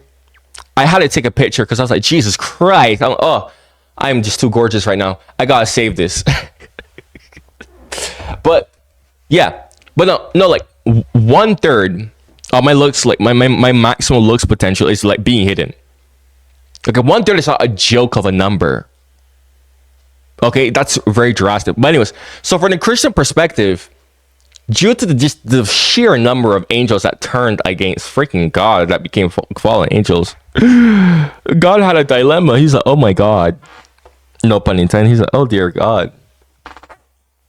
I can't let something like this happen again. And this is why this is, I mean, from the Christian perspective, it's like, oh my God, you ate from the fruit of knowledge and evil, and, you know, God was protecting that tree because it's like, oh my gosh, he's gonna know knowledge like us now. And, you know, like, what if he gets these thoughts of trying to betray us, and, you know, the devil, you know, convinced him to eat from it, just like how the freaking devil convinced 1/3 of heaven. So it's like, golly, you see all that like trust issues start to really spring up now. It's like, damn, like, this is why it's such a big deal.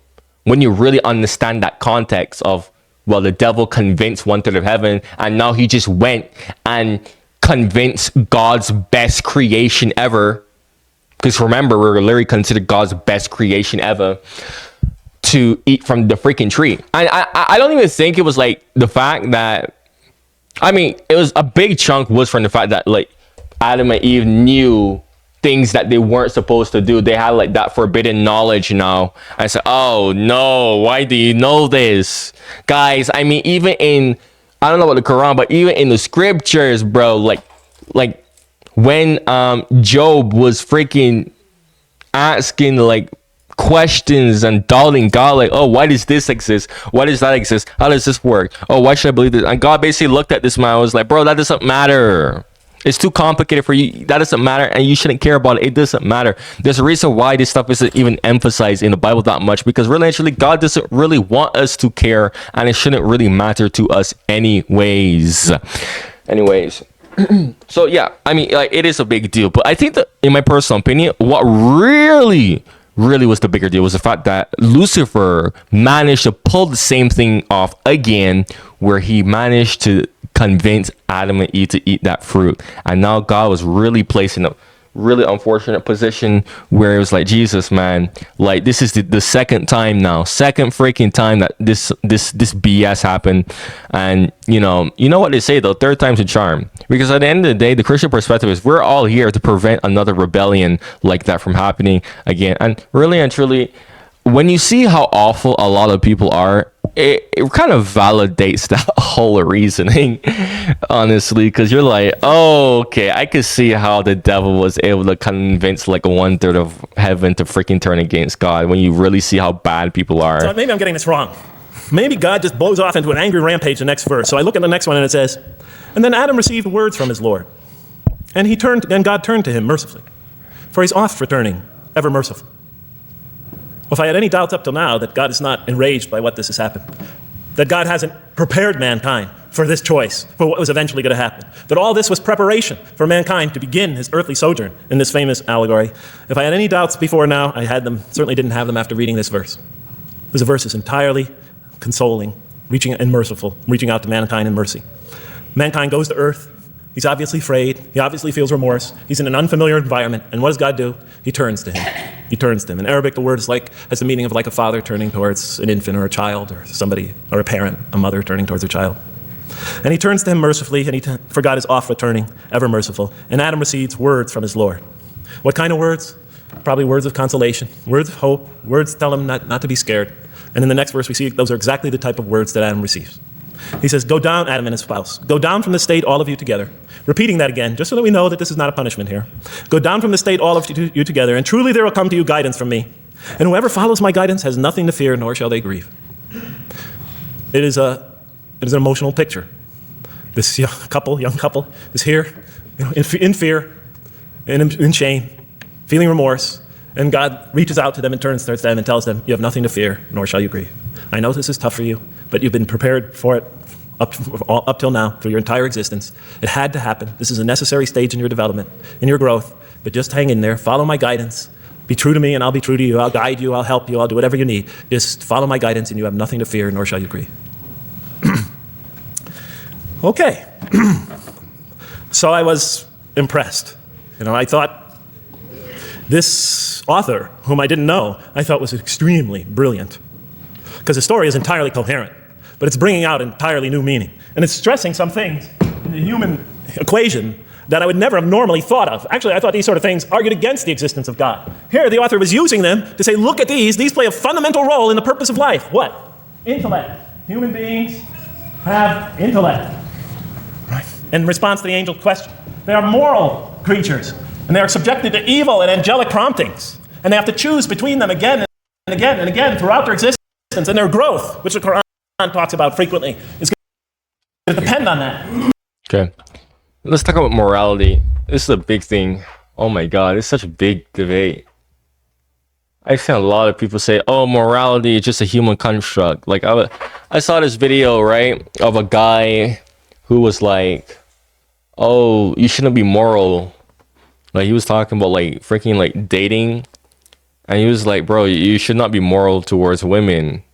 Like, morality is just a stupid human construct. Like, what's the point of being moral? And I'm like, Jesus Christ, this guy really needs to go and read the scripture. I swear, anyone who says like morality is like a human construct,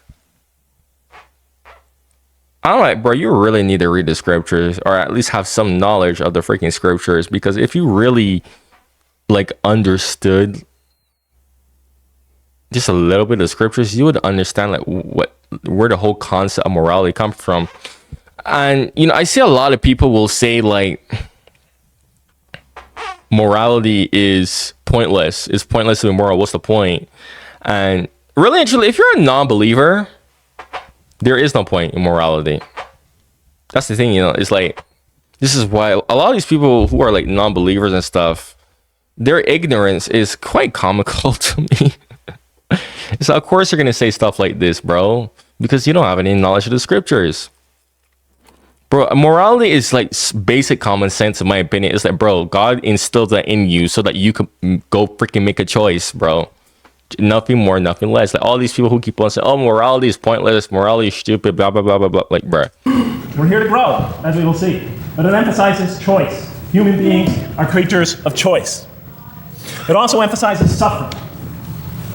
Suffering. Hey, that's pretty nice writing. It also emphasizes suffering. Human beings are going to suffer here on earth. That's the first thing that the story mentions. Spread corruption and shed blood? Havoc, suffering, pain? Yes, these three things play essential roles somehow, the story is saying, in our development on earth, in our very purpose of our development. These are the three things we've always had the most trouble grappling with, all theologies have. Why give us intellect? If it leads us often to challenge in our minds the existence of God, if we can't reconcile the existence of God with our minds, with our reason, why give us choice if we can choose to do wrong? Just make us angels. Why let us suffer so on earth? Just pop us into heaven. And here the Quran is telling that these play essential roles in our attaining of faith. Not only these, of course, it also mentions guidance, God's forgiveness, revelation, etc., angelic forces, satanic temptation. It mentions all these other things as well, but these three essentially really caught my attention. I never expected that these three things would be emphasized. And so as I read through the Quran, I looked, anytime I saw anything that seemed to relate to this, I would write down notes and underline it.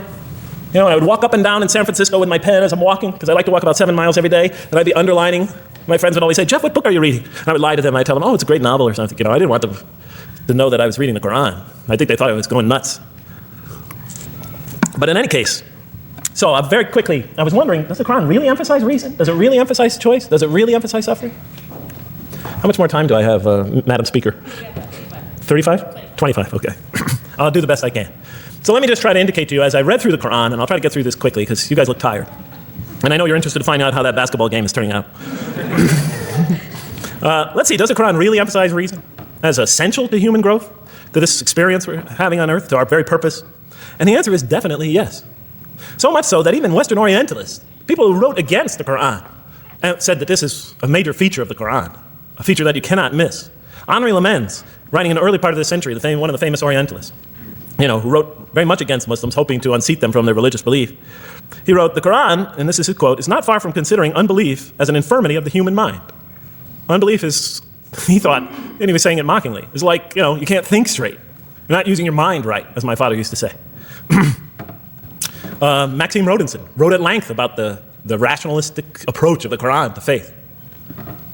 And this rational tone of the Quran is one of its most salient features, beyond doubt. I'll just give you a few quotations. One of its fundamental themes is that people ignore or reject God's signs and corrupt religion precisely because they do not use their reason. The Quran will say that again and again and again. The Quran says about the disbelievers, they refuse to reason and are people who do not reason. I have 7 such quotes in the Quran. The Quran will say, will you not reason? It mentions that 14 times to the reader. God reveals signs and lessons and admonitions so that, and this is a quote from the Quran, perhaps you will finally use your reason. There are 8 such statements in the Quran. From the Quran's viewpoint, reason and faith are allies, just as illogic and false belief are allies. And it clearly sets the conflict along these lines. It says the right way has henceforth become clear from error. Those who benefit most from the Quran are persons of insight. 16 such statements in the Quran. Firmly rooted in knowledge, 8 such statements. Use their reason, 10 such statements. Stand on clear evidence and proof, 7 such statements. Those who oppose this revelation are deluded, 9 such statements. In manifest error, 28 such statements. Ignorant, 15. Foolish, 3. Have no understanding, 9. Only follow surmise and conjecture, 9. And blindly adhere to tradition, multiple times. It states that. In an almost Socratic style, the Quran repeatedly quizzes the reader and calls into question his or her assumptions. Again and again, it asks us, what do you think? 18 such statements. Have you considered this or that? 13. Did you suppose? 7. Sounds like a math teacher. Do they not ponder? 2 such statements. Do you think? Do you even think? 18 such statements. The message is clear. To gain truer faith, we need to free ourselves from inherited notions and examine our beliefs rationally. Learning plays a key role in human development. Read, the Quran exhorts the reader. For God taught us the use of the pen and taught humankind what it otherwise could not know. In life, nature, and history in the Quran, there are signs and lessons for those who are wise. There are 21 such statements. The Quran states over 100 times that it has been revealed to make things clear. I thought the author of this Quran must have had strong mathematical insight, a natural mathematician. All throughout, when I was reading, I was trying to imagine what he must have been like. God teaches humanity both directly and indirectly, and sometimes so subtly that we are unaware of his instruction. Thus, he tests us in multifarious ways. Of course, I just want to make it clear, Muslims believe God himself is the author of the Quran. Sometimes I give this speech and people come away and ask me, Jeff, who is the author of the Quran anyway? That's funny. But I didn't know. So I was just trying to figure it out. Repetition is indicative of the importance given to certain ideas. It should be observed that the Arabic word for knowledge in the Quran, ilm, appears 854 times in the text in its various forms. It's one of the most frequently occurring words. So the Quran really does put great emphasis on reason in our spiritual. Bro, who the hell is even counting these words and how many times they appear? Something that I've noticed in reacting to these videos on the Quran is like, they'll be like, oh my gosh, this word appeared this many times. Why are people even like so concerned with like seeing how many times a specific word like is appearing? And like, who even got the idea of, hey, let's just count how many times this random word is appearing? Like, what? Like, knowledge? Knowledge doesn't really seem like a very important word to just be like, hey guys, we need to note this down. We need to make sure that we count how many times this appears in the Quran. Like, you know what I mean? Like, well, whatever. Quest. Does it put great emphasis on choice? Well, here's what it has to say. Let there be no compulsion in religion. The right way is henceforth clear from error. It's a choice, and it must be freely made. And it's a choice between correctness and error, between right and error, between reason and falsity. Had God willed, he could have indeed guided you all, it says in the Quran. I went, why not, I thought. Why not just guide us all? Why let some of us choose to go this way and that way? The Quran was constantly provoking me as I read it. Do not the unbelievers know that had God willed, he could have guided all mankind? Oh, do not the believers know that had God willed, he could have guided all mankind? Okay, I'm an unbeliever, I thought. Tell me, why didn't you guide all mankind? If you want us to be in conformity of your will, just make us that way. And if we had so willed, we could have given every soul its guidance. Why did you let us be creatures of choice? Just program us to do the right thing. Never make a wrong choice. Had God willed, he could have made us all one community. He could have made us clones of one another. But he didn't. It wasn't part of his plan. Enlightenment has come from your Lord. He who sees does so to his own good. He who is blind is so to his own hurt. It's your choice. It says it again and again in the Quran. Remember when I was reading this, I was a disbeliever. And this scripture is constantly reminding me, it's your choice, Jeff. It's no compulsion in this. It's your choice. It's up to you. You're probably not reasoning correctly here. Think a little harder. Come on, try. It's a few more steps. And whoever is guided is only to his own gain, and whoever is stray, I am only a warner. It's your choice. We have revealed to you the book with the truth for mankind. He who lets himself be guided does so for his own good. He who goes astray, it's to his own hurt. It's his choice. There are many, many such references. I'll stop there. But you get the point. The Quran clearly emphasizes that choice plays a key role in our development. But what about suffering? I mean, suffering's a biggie, right? I mean, that's the real major question. What does the Quran have to say about suffering? Because every religion deals with suffering in a different way. It's either something you have to be saved from, and so some religions stress salvation, or it's something that you have to sort of transcend through meditation and training so you can sort of not feel it so much, get above it and beyond it. Some religions see it as primarily punishment. Some see it as, some of the more ancient religions see it as the result of the precarious and whimsical control of many gods working against each other, playing with human beings. Different religions have dealt with it in different ways. But almost all of them, I would indeed say all of them, have sort of seen it as something not so good. But let's see what the Quran has to say about it. Something to be avoided, to transcend it, to be saved from. The Quran says just the opposite. You are going to experience it. You will suffer in this life. And it plays a fundamental role in your development and your growth and in what you are to become. This scripture didn't just say you're going to experience it. It says you should embrace it. You should struggle through it. Your life should be a struggle, it says. It should be a jihad. Yeah, right? But that's what it says. Oh my God. Yo. Oh my God. Okay. Yo. That made me accidentally. Jihad means struggle. That accidentally made me hit my keyboard there, trying to pause.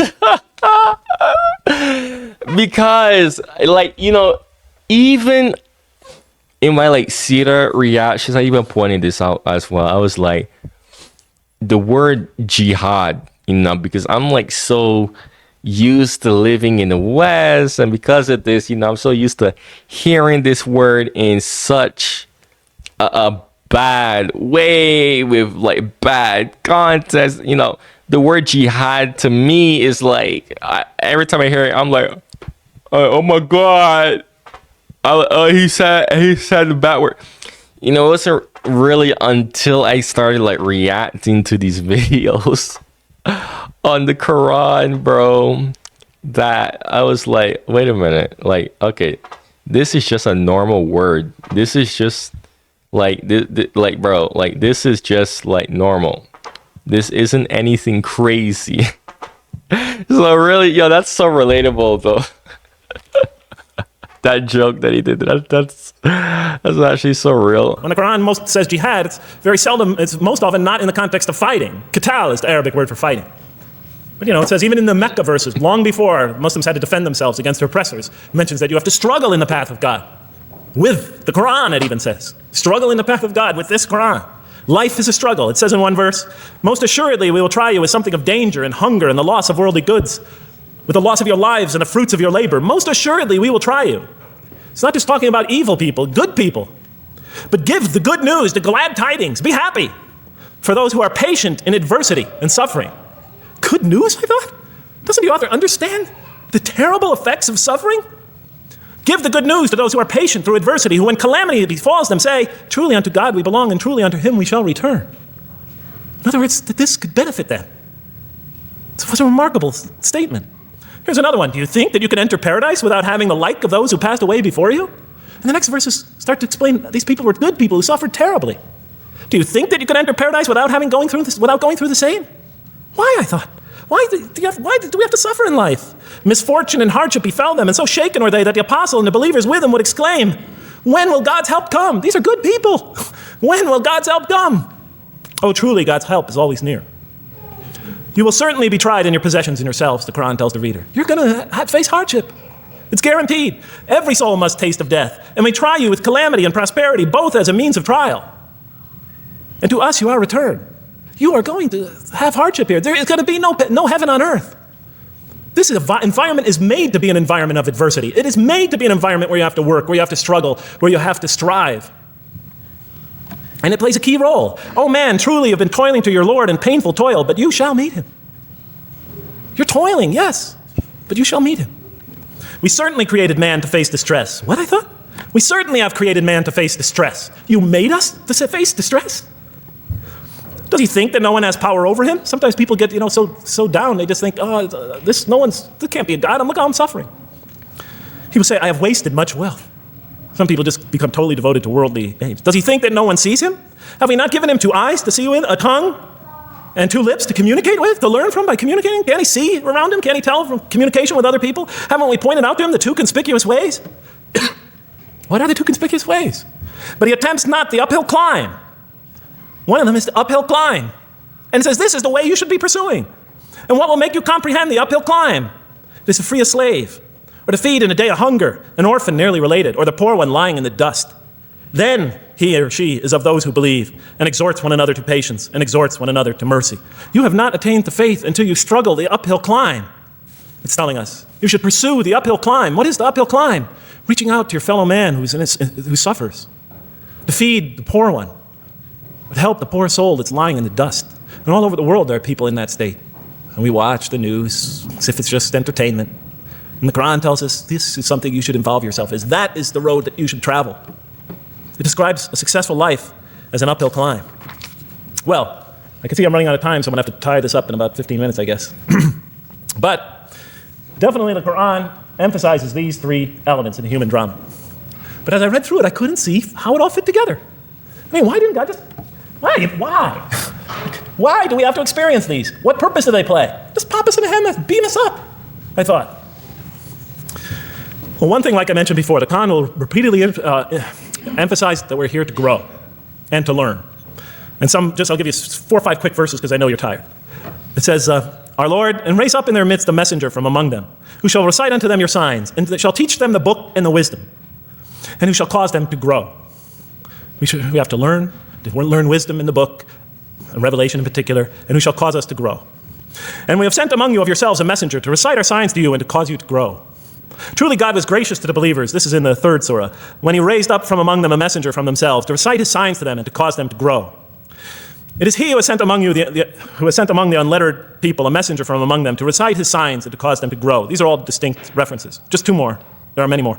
And the soul and that which breathed into it, its immorality and its God consciousness. He is indeed successful who causes it to grow. And he is indeed a failure who stunts it. And in the 92nd surah, Surah Al-Layl, it says, far removed from it will be the righteous who give his wealth that he may grow. So the purpose somehow is to grow. We're in a growing, learning, developing experience. We weren't just created when we came into the world. This is actually a stage of our creation. Just as our development in the womb was a stage in our creation, our essential stage in our physical creation, this is an essential stage in our personality creation, in the creation of our real being, that which we take into the next life, our essential selves. We've gone from the physical creation in the womb, primarily physical, now to the human creation, the personality creation in this stage. I thought maybe I'm, projecting my own neurosis into the scripture. Maybe it doesn't really. And that's how I always viewed it. This is just a stage. This is literally why I said in my videos beforehand, I was like, really and truly, if you believe in the Abrahamic religion, death isn't really like a thing, because if you believe in the Abrahamic faith, you just simply believe that this is a stage. It's not really like death. Like, death is like, oh my God, you're not alive. But death is just like you're being transported from one dimension to the other. Like, you're still living. You're just not in this, you're not in this body anymore. But you're still living. That's why I always like the concept of death. I was like, bro, what? Really and truly, like, death isn't really a thing if you really and truly are an Abrahamic religion, a follower. Jesus have mercy. Yo, how long have I been doing this video for? I don't even know. Wow, 2 hours, y'all. That's insane. Learning, developing experience. That's insane to me. 2 freaking hours, bro. We weren't just created when we came into the world. This is actually a stage of our creation. Y'all take my time for granted. Was a stage in our creation. Essential stage. Oh my God, creation. bro. This is an essential stage in our personality creation, in the creation of our real being. That which we take into the next life, our essential selves. Mm-hmm. We've gone from the physical creation in the womb, primarily physical, now to the human creation, the personality creation in this stage. I thought maybe I'm, projecting my own neurosis into the scripture. Maybe it doesn't really emphasize that life has a purpose. But time and time again, I would find it does. For example, just quickly it says, those who remember God standing and sitting and lying down and reflect upon the creations of the heaven and earth and say, our Lord, you did not create all this in vain. You did not create all this in purpose. Just when I was starting to think, maybe the Quran really doesn't state a purpose of life. It really doesn't mean there's a real purpose of life. Maybe I'm reading into it something that is there. I would come upon verses like that. It would force me to just read a little further, make me think, well, maybe it's just around the corner. We have not created the heaven and the earth and whatever is between them in play. If we wish to take a sport, we could have done it by ourselves, if we were to do that at all. God doesn't create to satisfy his whims or fancies or entertain himself. Do you think that we created you purposely and that you will not be returned to us? It says in the 23rd surah, the true sovereign is too exalted above that. In the 44th surah, we did not create the heavens and earth and all that is between them in play. That serves a purpose. Now, what sort of purpose can it possibly serve? So I tried to, apparently the Quran speaks about believers and those who are the rejectors. You have the believers on the one hand, the rejectors on the other. Now apparently God has created us to be believers. So I tried to study what the Quran has to say about the believers, it's a natural thing to do, to see what it wants us to become, if it has anything to do with these essential elements that it stated. I mean, it's a natural way to approach it. I think you agree. Do you agree? Somebody nod your head. That's what I say to my math students. Just one head nod is enough for a mathematician. Get one head going, okay, I did my job. Okay. So, how does the Quran describe the believers? What are they supposed to attain to? What is their ultimate thing that they're supposed to get? What are they ultimately supposed to achieve? And it's very clear when you read the Quran that what they will achieve in this life and will experience to so much greater degree in the next is they will experience a relationship of love with God. They will turn to God in love, and God will turn to them in love. In the Quran, God's mercy, compassion, forgiveness, kindness, beneficence, warmth, generosity, all the things we normally think associated with God are freely given to all mankind. But when the Quran speaks of God's love, we would normally think of that as God's love. But when the Quran speaks about God's love, it's talking about something very special. His love is always presented as a relationship between two. If we do not turn to God in love, then we just receive his mercy, forgiveness, kindness, beneficence, warmth, generosity, all those wonderful nurturing things, his nurturing, and we reject it. And so we never really experience that love because we never really turn to it and open ourselves up to it. It is always there for us, but unless we enter into that relationship, that love, that give and take, that relationship of love never develops. We reject it, and that's what the word kafir means. It means to reject, to turn your back, to ignore, to throw something, a gift that someone gives you behind your back. And so the Quran tells us that the believers will experience this sublime relationship of love. It says, yet there are men who take others besides God as equal, loving them as they should love God, but those who believe love God more ardently. Say, if you love God, follow me, and God will love you and forgive you your faults, for God is the forgiving, the merciful. Oh, you believe, if any from among you should turn back from his faith, then God will assuredly bring a people he loves and who loves him. And throughout the Quran, I'll mention time and time again that God loves the believer. God loves this type of person. God loves that type of person, and so forth and so on. So it's quite, and I'm trying to pick the speed up here, so you'll have to excuse me for that. But it is apparent from the Quran that one of the purposes of creation, maybe the essential purpose of the creation, is to produce from this subset of humanity that will freely enter a relationship of love with God. They will not only experience the beauty of other relationships in their lives, but this love that they will experience with God is the sublime experience that they will enjoy. Not only in this life, but infinitely greater in the next, when all the distractions, all the masks are stripped away. Okay, I thought, you created us to love you, for us to turn to you in love and to experience your love, to receive and experience your love. Why do you need these? Just pop us into heaven, love us, and make us love you. Program us to love you. You'll make my dog love me. Do the same sort of thing. I kept on coming back to the same issue. Just do it. Okay. Still couldn't see it. I was almost through the Quran, and I thought either I'm dumb or this scripture just never really got to it. Okay, so I didn't give up. I thought, okay, what's the next natural thing to do? Okay, so we're here to develop this relationship of love with God. The Quran tells us that, if we are believers and we do good, we'll experience great joy and peace in this life, not only through our relationship with God, but through complementary relationships with all the people around us in this world will be a one for us of peace and serenity, even though we have to struggle and survive and suffer. But I couldn't see, how this all tied in with this suffering business and why he couldn't just put us into heaven. So what's the next natural thing to say? Okay, so we're created to have this relationship of love with God, to enter this relationship, to experience and receive all that he has to offer us. So the natural thing to do is to study the two partners in that relationship. What does the Quran have to say about us, the believer? What does it ask of him and her? What does it require of them? And then what does the Quran tell us about God? And then is there some essential nexus, some essential connection between them, and does it have anything to do with these? Because if the Quran doesn't show that, then the essential link that links all this together, that pieces it all together, is missing. And as I thought to myself, whoever this author is, and by now I knew he had fantastic genius, even though he came from the primitive confines of the most backward, most uncivilized sector of humanity, of people that had no literary history, really, to speak of, no great works of literature, no scriptures that preceded him, even though he came from the desert of culture. Even though this came out of that environment, and the mind behind it had to be tremendously and phenomenally genius to come out of that surrounding and produce something like this. If that essential link was missing, I knew that, he was great, but, and extremely great. But, what do you expect? How could anybody answer those questions? Nobody in the history of humanity has been able to answer them.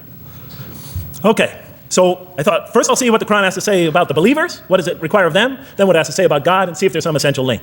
Are you following me? You're giving me the note. Get off the stage. Okay, I'll do my best. It's a deep subject. We're almost done. Bear with me a few more minutes. I'm sorry, really. I know Siraj Wahhaj, when he gives these sort of speeches, he always says, okay, I'm finishing up now, and then 10 minutes later says, you thought I was telling you to... I won't say that, but just give me a few more minutes. Bear with me. Okay, quickly. What does the Quran ask of the believers? From the Quran's many exhortations and its descriptions of acts and types of individuals loved by God, it's not difficult to compose a partial list of things that the Quran wants us to do, which it calls good deeds, time and time again. To believe in God, to have faith in God, to have a relationship with God, and to do good. So what does it describe as these good deeds? Well, as I read through the Quran, it says that, can I take this away? Remember, intellect, choice, suffering. It says we should show compassion. Show compassion. We should be merciful. I have the references here, but just excuse me, I'm not going to list them all, I'm running out of time. We should be forgiving. Forgive others. We should be just. We should protect the weak. And defend the oppressed. Defend the oppressed. We should seek knowledge and wisdom. Knowledge, wisdom. Bear with me, ladies and gentlemen. We should be generous, truthful, and we should be peaceful. And we should love our fellow man. Love others. I'll just give you one verse because I know we're running out of time, Madam Speaker. Truly those who believe and do good will the most merciful endow with love. And to this end we have made this scripture easy to understand in your own tongue, so that you might convey a glad tiding to the God-conscious and warn those given to contention. To this end, we have made this easy to understand, so that we'll learn to love others. Okay, that's all I'll say about that. I would like to say a lot more, but I don't have time. Now, what does... Now, let me say this about him, quite frankly speaking, right? And How to make sure that the time was good there. So let me say this. I'm actually quite happy that he was able to find God, because a lot of Muslims and Christians, they misunderstand like what all this is about, and they really enjoy this is all just about finding God at the end of the day. It's like what a guy said. The guy was like, I don't care how you get to the right direction. All I care about is how you, like, not how, but I just care that you end up at the right direction, if that makes sense, right? This is why I was like, bro, I don't really care about Muslims. I don't care that they don't believe in Jesus, because they still believe in God. They just believe that Jesus was a prophet. Christians also believe in the same exact God. It's just that Christians just simply believe that Jesus was that same exact God. But it's like, at the end of the day, all Jesus was just supposed to be, he was just, like, from a Christian perspective, it's all just about faith. Like, bruh. That's all Jesus was there for. Just made people just freaking, like, believe in God and just keep having faith. So I'm like, okay, well, if you believe in God and you have faith, like, why should I waste my time on you? Like, bro, you keep serving God, like, it's better than being a freaking atheist. I mean, like I said before, you know, I had a comment, you know, and I said this before in my video yesterday, like, some comments are just so moronic that, you know, I don't even, like, bother to respond to them. But, you know, I said this before. I had a comment that was like, oh, but the Quran says that if you don't believe that the Prophet Muhammad was, like, the prophet, blah, blah, blah, blah, blah, you can't enter into heaven. Then I was like, bro, isn't this the same Quran which literally states that the people of the book, aka Christians and Jews, should stay worshiping in their respective religion, and encourages them to stay worshiping in their respective religion? I'm pretty sure the Prophet Muhammad himself literally said this too. Because it's like, why should you care about them anyways? They're still worshiping God at the end of the day. Oh my God, I simply believe that God had another form or another part. You don't believe that God had another part, okay? But you still believe that he exists. It's like Christians and Muslims literally believe, like, all that, like, everything that God has, Christians and Muslims all agree on. It's just like, oh, one just doesn't agree that he had a mortal form. The other believes that he had a mortal form. Bruh. It's like so minute to me, bro. It's like, bro, it's such a minor detail. Like, people have really fixated so much on the original point, which is just having faith, that because they're all fixated on, oh, who was Jesus? Who is Jesus? Who is Jesus?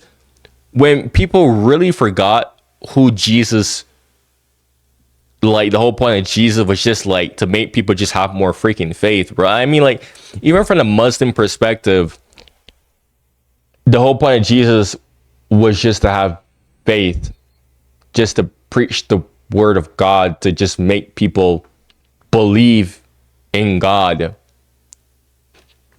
Like, so even then, it's just that Christians and Muslims do believe that Jesus was there to make people believe in God. It's just that we just have different ways of how we think what he did and why he did it, and who specifically sent him. But like, it's the same shit when you really think about it.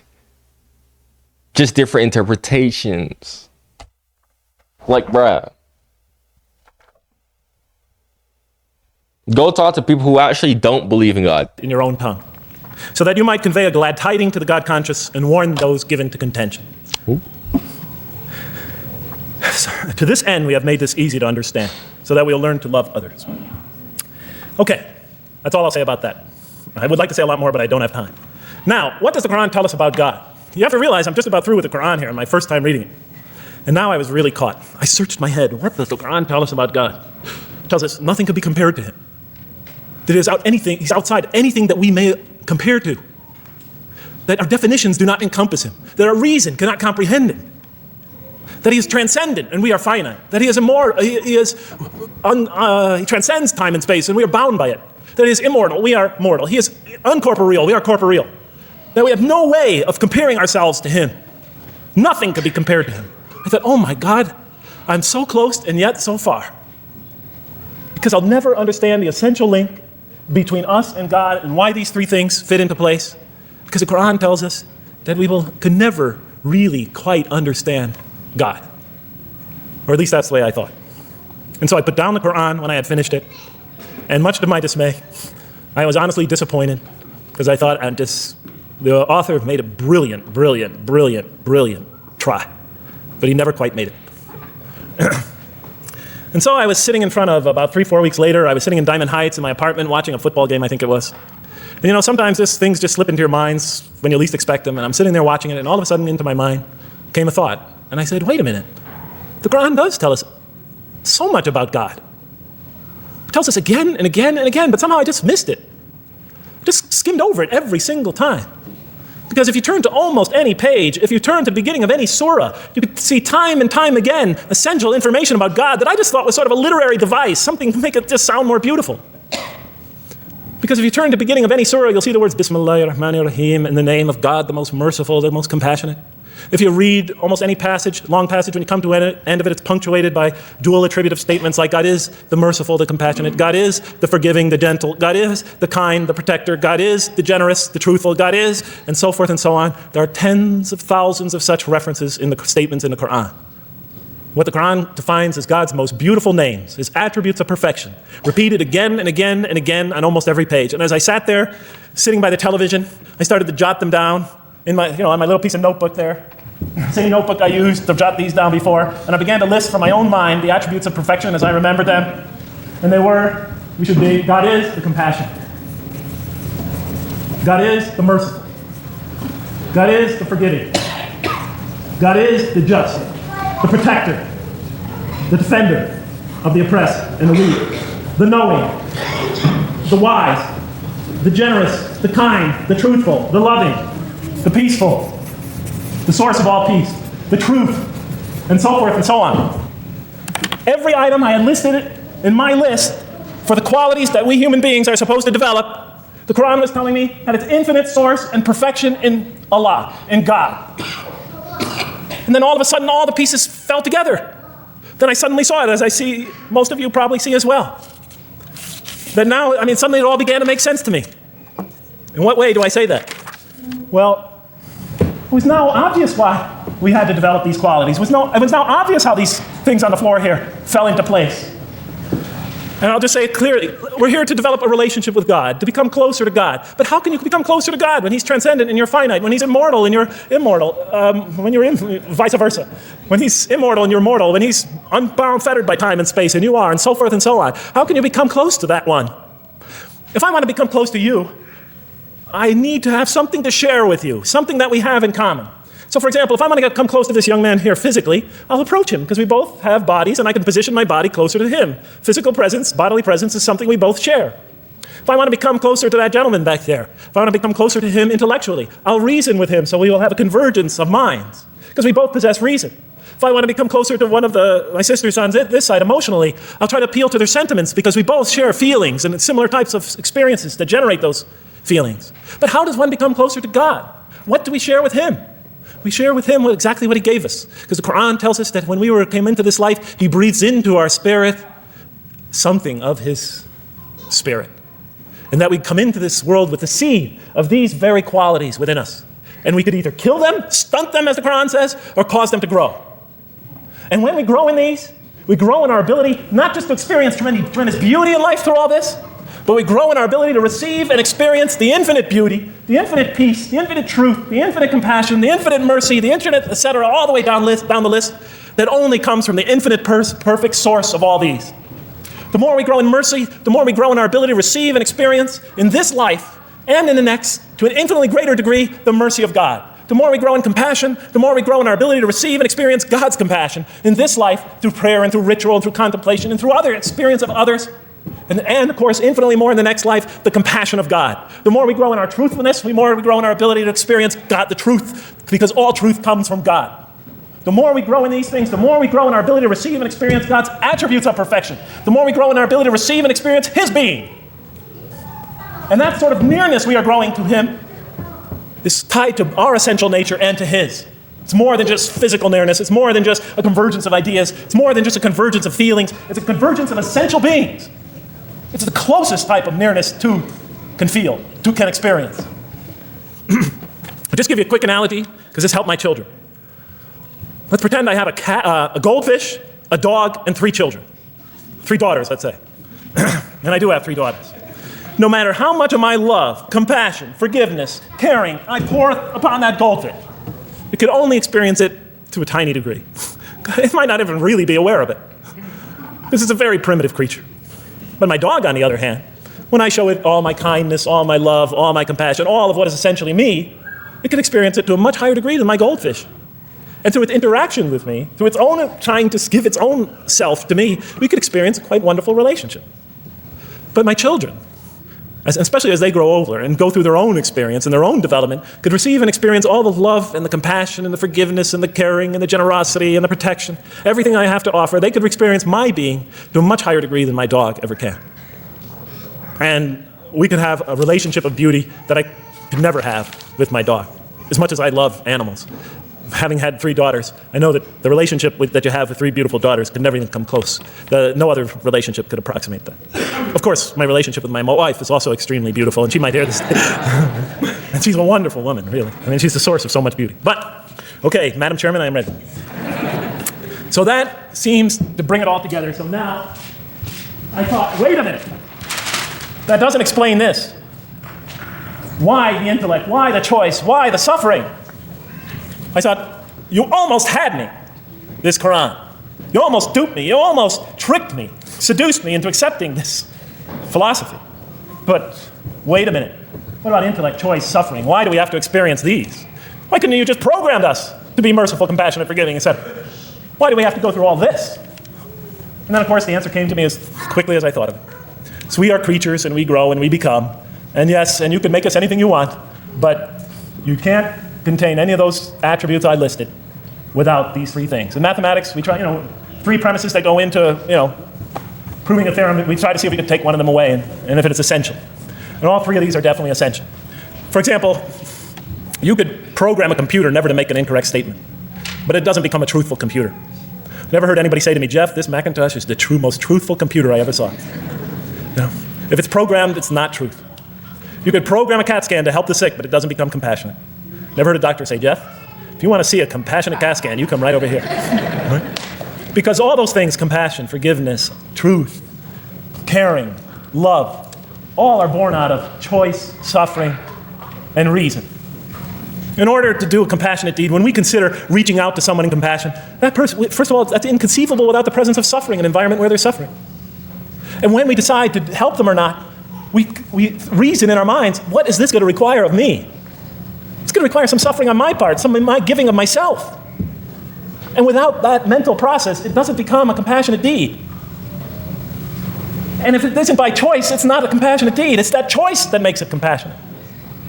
The same thing with truth. Truth is a choice between telling the truth or not telling the truth. This is something that a lot of non-believers need to understand. If a lot of people like just sat down and just like understood this a lot more, like at the end of the day, bro, it's your own choice. Now, you know what this does raise? You know the concept, and you hear me bring this up a lot, divine intervention. Like, oh my God, God saved your life. Have you ever thought that maybe that would contradict the whole purpose of divine intervention? I still think divine intervention is a real thing. However, let me better explain this. Even though nobody here doesn't really question that, I'm still going to explain my whole perspective on divine intervention. Divine intervention, I believe that really and truly, the way how God intervenes in things is, you know how I got into that car accident, right? Like 8 months ago, right? Well, back in October of 2025, that gave me a concussion. I thought about that could have been so much more worse, and I literally could have easily died, right? Now, according to my logic of divine intervention, I believe that if God sees that this doesn't really alter things too much or not too critically, then he will intervene. Say for instance, if I just got in a car accident and I died,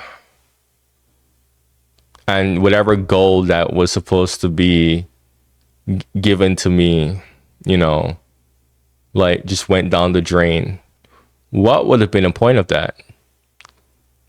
When just keeping me alive,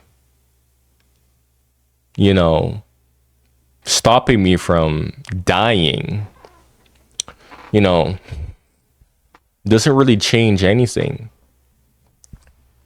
Especially when you have a goal here as well. I don't know if that makes sense. Guys, I'm kind of sleepy right now because Jesus Christ, this is probably the longest video I've ever done. But, the whole divine intervention is something where it's it can't alter the canon timeline in any way. And it just wouldn't make sense. It's like near-death experiences, right?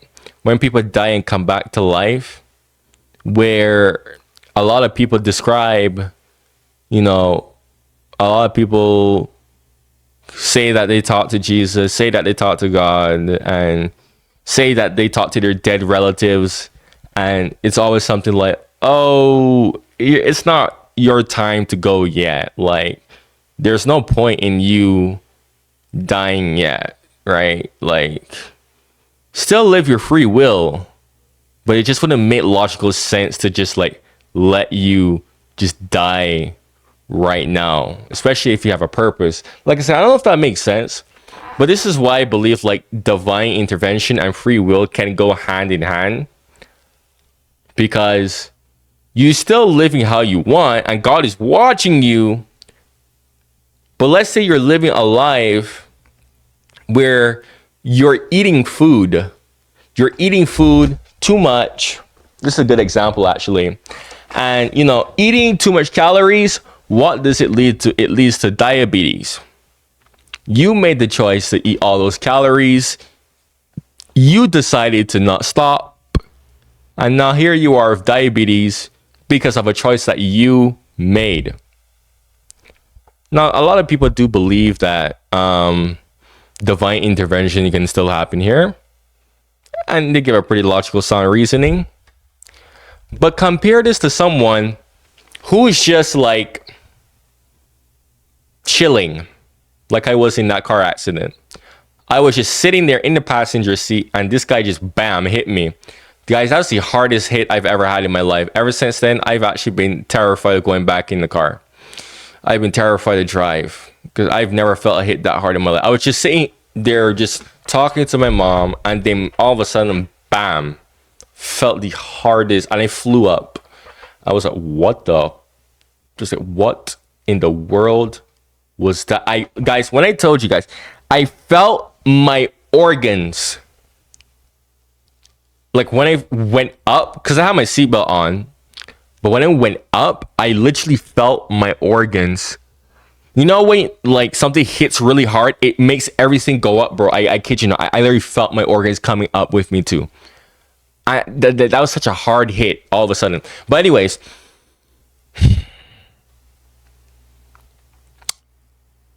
in a situation like that, I'm not doing anything that would warrant, like, you know, I was just chilling there. So God's seeing this guy using his free will that's going to affect me. God is like, oh, hold on a second.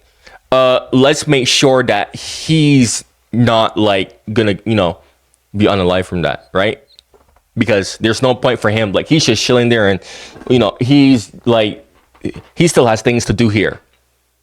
His test isn't over yet. Like we haven't seen enough from him. No need for him to die. Does that make sense? This is why I'm like, okay, well, probably divine intervention just came in. But anyways, let's. Sometimes we tell it when we're at risk to our own God. loss. Damn. Suffering that might come. I am that choice, so the sleepy. Is the truth behind it? The greater the truthfulness. So sleepy, And y'all. all the time we have to weigh the consequences. You have of that. no If I tell idea. the truth there, my teacher's going to give me an F. If I don't tell the truth, I might get an A. We weigh it in our mind.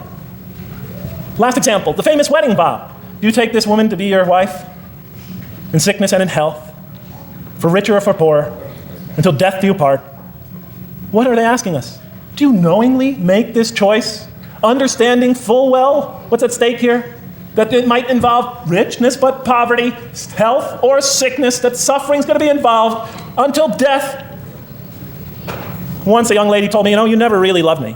Because when the growing got tough, when things got hard, when we hit rock bottom, when my life fell apart, you just got up and left. And she was right. And she understood full well that that's what love is all about. It is through giving and suffering together and hanging in there with each other and not bailing out and persevering through suffering, making that choice and knowing what you're doing. All those three things are essential. So it's very easy to see why the Quran stresses these. Because in order for us to grow in these, I dropped it, we have to have these.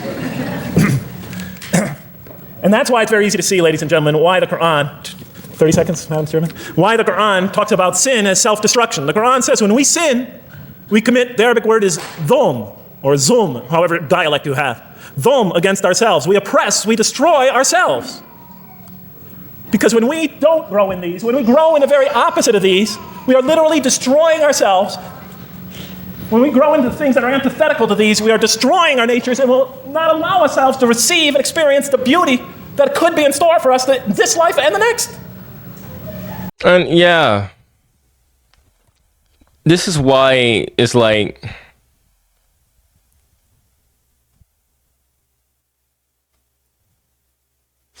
you know, funny enough, this kind of like goes into the whole Jesus concept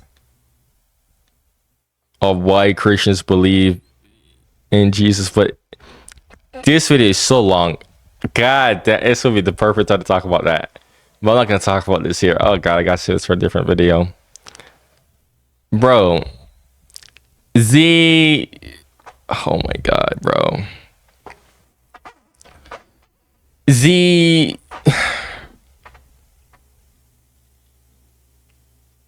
Yeah, that's not what life is all about. I just find it weird how like non-believers tend to expect the earth to be sunshine and rainbows. Like, I thought everyone knew from the, at least from the get-go, like that's not what earth is supposed to be.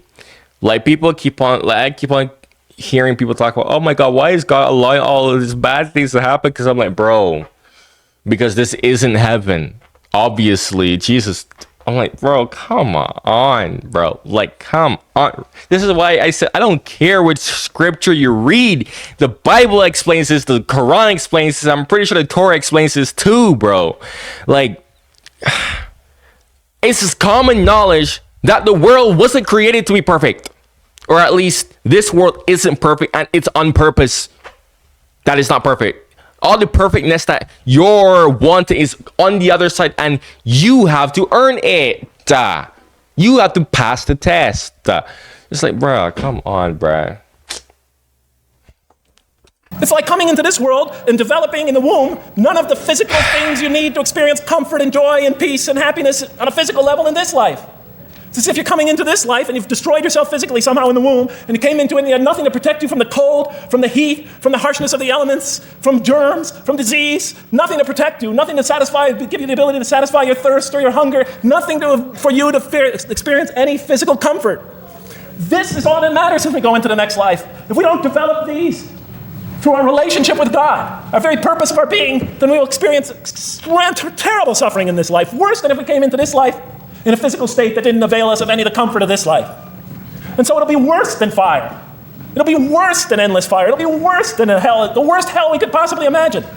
So the Quran tells us, that yes, when it talks about heaven and hell, it's used very powerful symbolic language, but what it essentially is telling us is imagine the greatest joy and wonder and peace and serenity you could ever experience, and that's what's open to you on the one end. But on the other end, imagine the most terrible suffering that you could possibly bring on yourself, and you could also do that to yourself as well. It'll be worse than anything you could have ever imagined. And it's the Quran tells us that God says on the day of judgment, I did not harm you in the least. You destroyed yourselves. And it could say that in total objective truth. And that's why the Quran, well, I think I'll leave it at that because Madam Speaker is about to shoot me. I still have other things to talk about, but I want to find out how that basketball game is going. So thank you so much for listening to me for so long. And may the peace and mercy of Allah be upon you all. I didn't mean to try to scare anybody at the end. That wasn't my goal. I was just trying to make a point. And may the peace and mercy of God be upon you all. Thank you so much. Assalamu alaikum.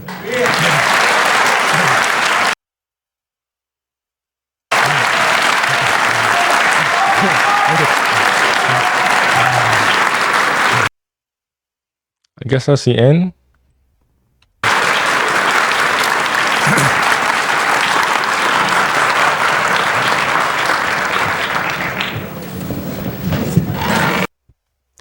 Great video. Guys, look, bro, I'm sleepy as hell. My goodness. Subscribe. First of all, you made it here 3 hours. Subscribe. You got more videos that you want to hear my reactions to, you want to hear what I want to say, you could comment it in the comments below. I should have done this video in the day instead of doing it in the night. I wouldn't be having this issue where I'm getting sleepy. Bruh. Stupid me. Whatever. The point is, I got the video done. Okay? And I had a lot to say. I had a very genuine reaction as well. So yeah, it's like, yeah, of course, like suffering exists so that we could use it to build our relationship with God. Yes, that's how that was the gist that I got from here. And yeah, it's the same thing as Christianity as well. Like, of course, guys, if you're an active viewer on my channel, right, and you have a lot of suggestions for me, right, you binge watch a lot of my videos, I recommend you become a channel member. It's 99 cents a month. I purposely made it cheap for people who binge watch my videos, who really like my personality, who like what I have to say. You get access to private Discord server where you can like better chat with me on certain discussions. You can give me your suggestions, so it's better saved. I will always 100% remember it. You get access to members week, whereby 1 to 2 weeks I do member only suggestions. You get access to like quicker response times. Thank you to all the members who have joined. Like I said, as I get more members, I will be expanding the membership purse. Funny enough, actually, I was supposed to update it, but there was just no need to, because my members are currently content with their perks that they're getting. So, with all that being said, y'all, thank you for watching, and goodbye.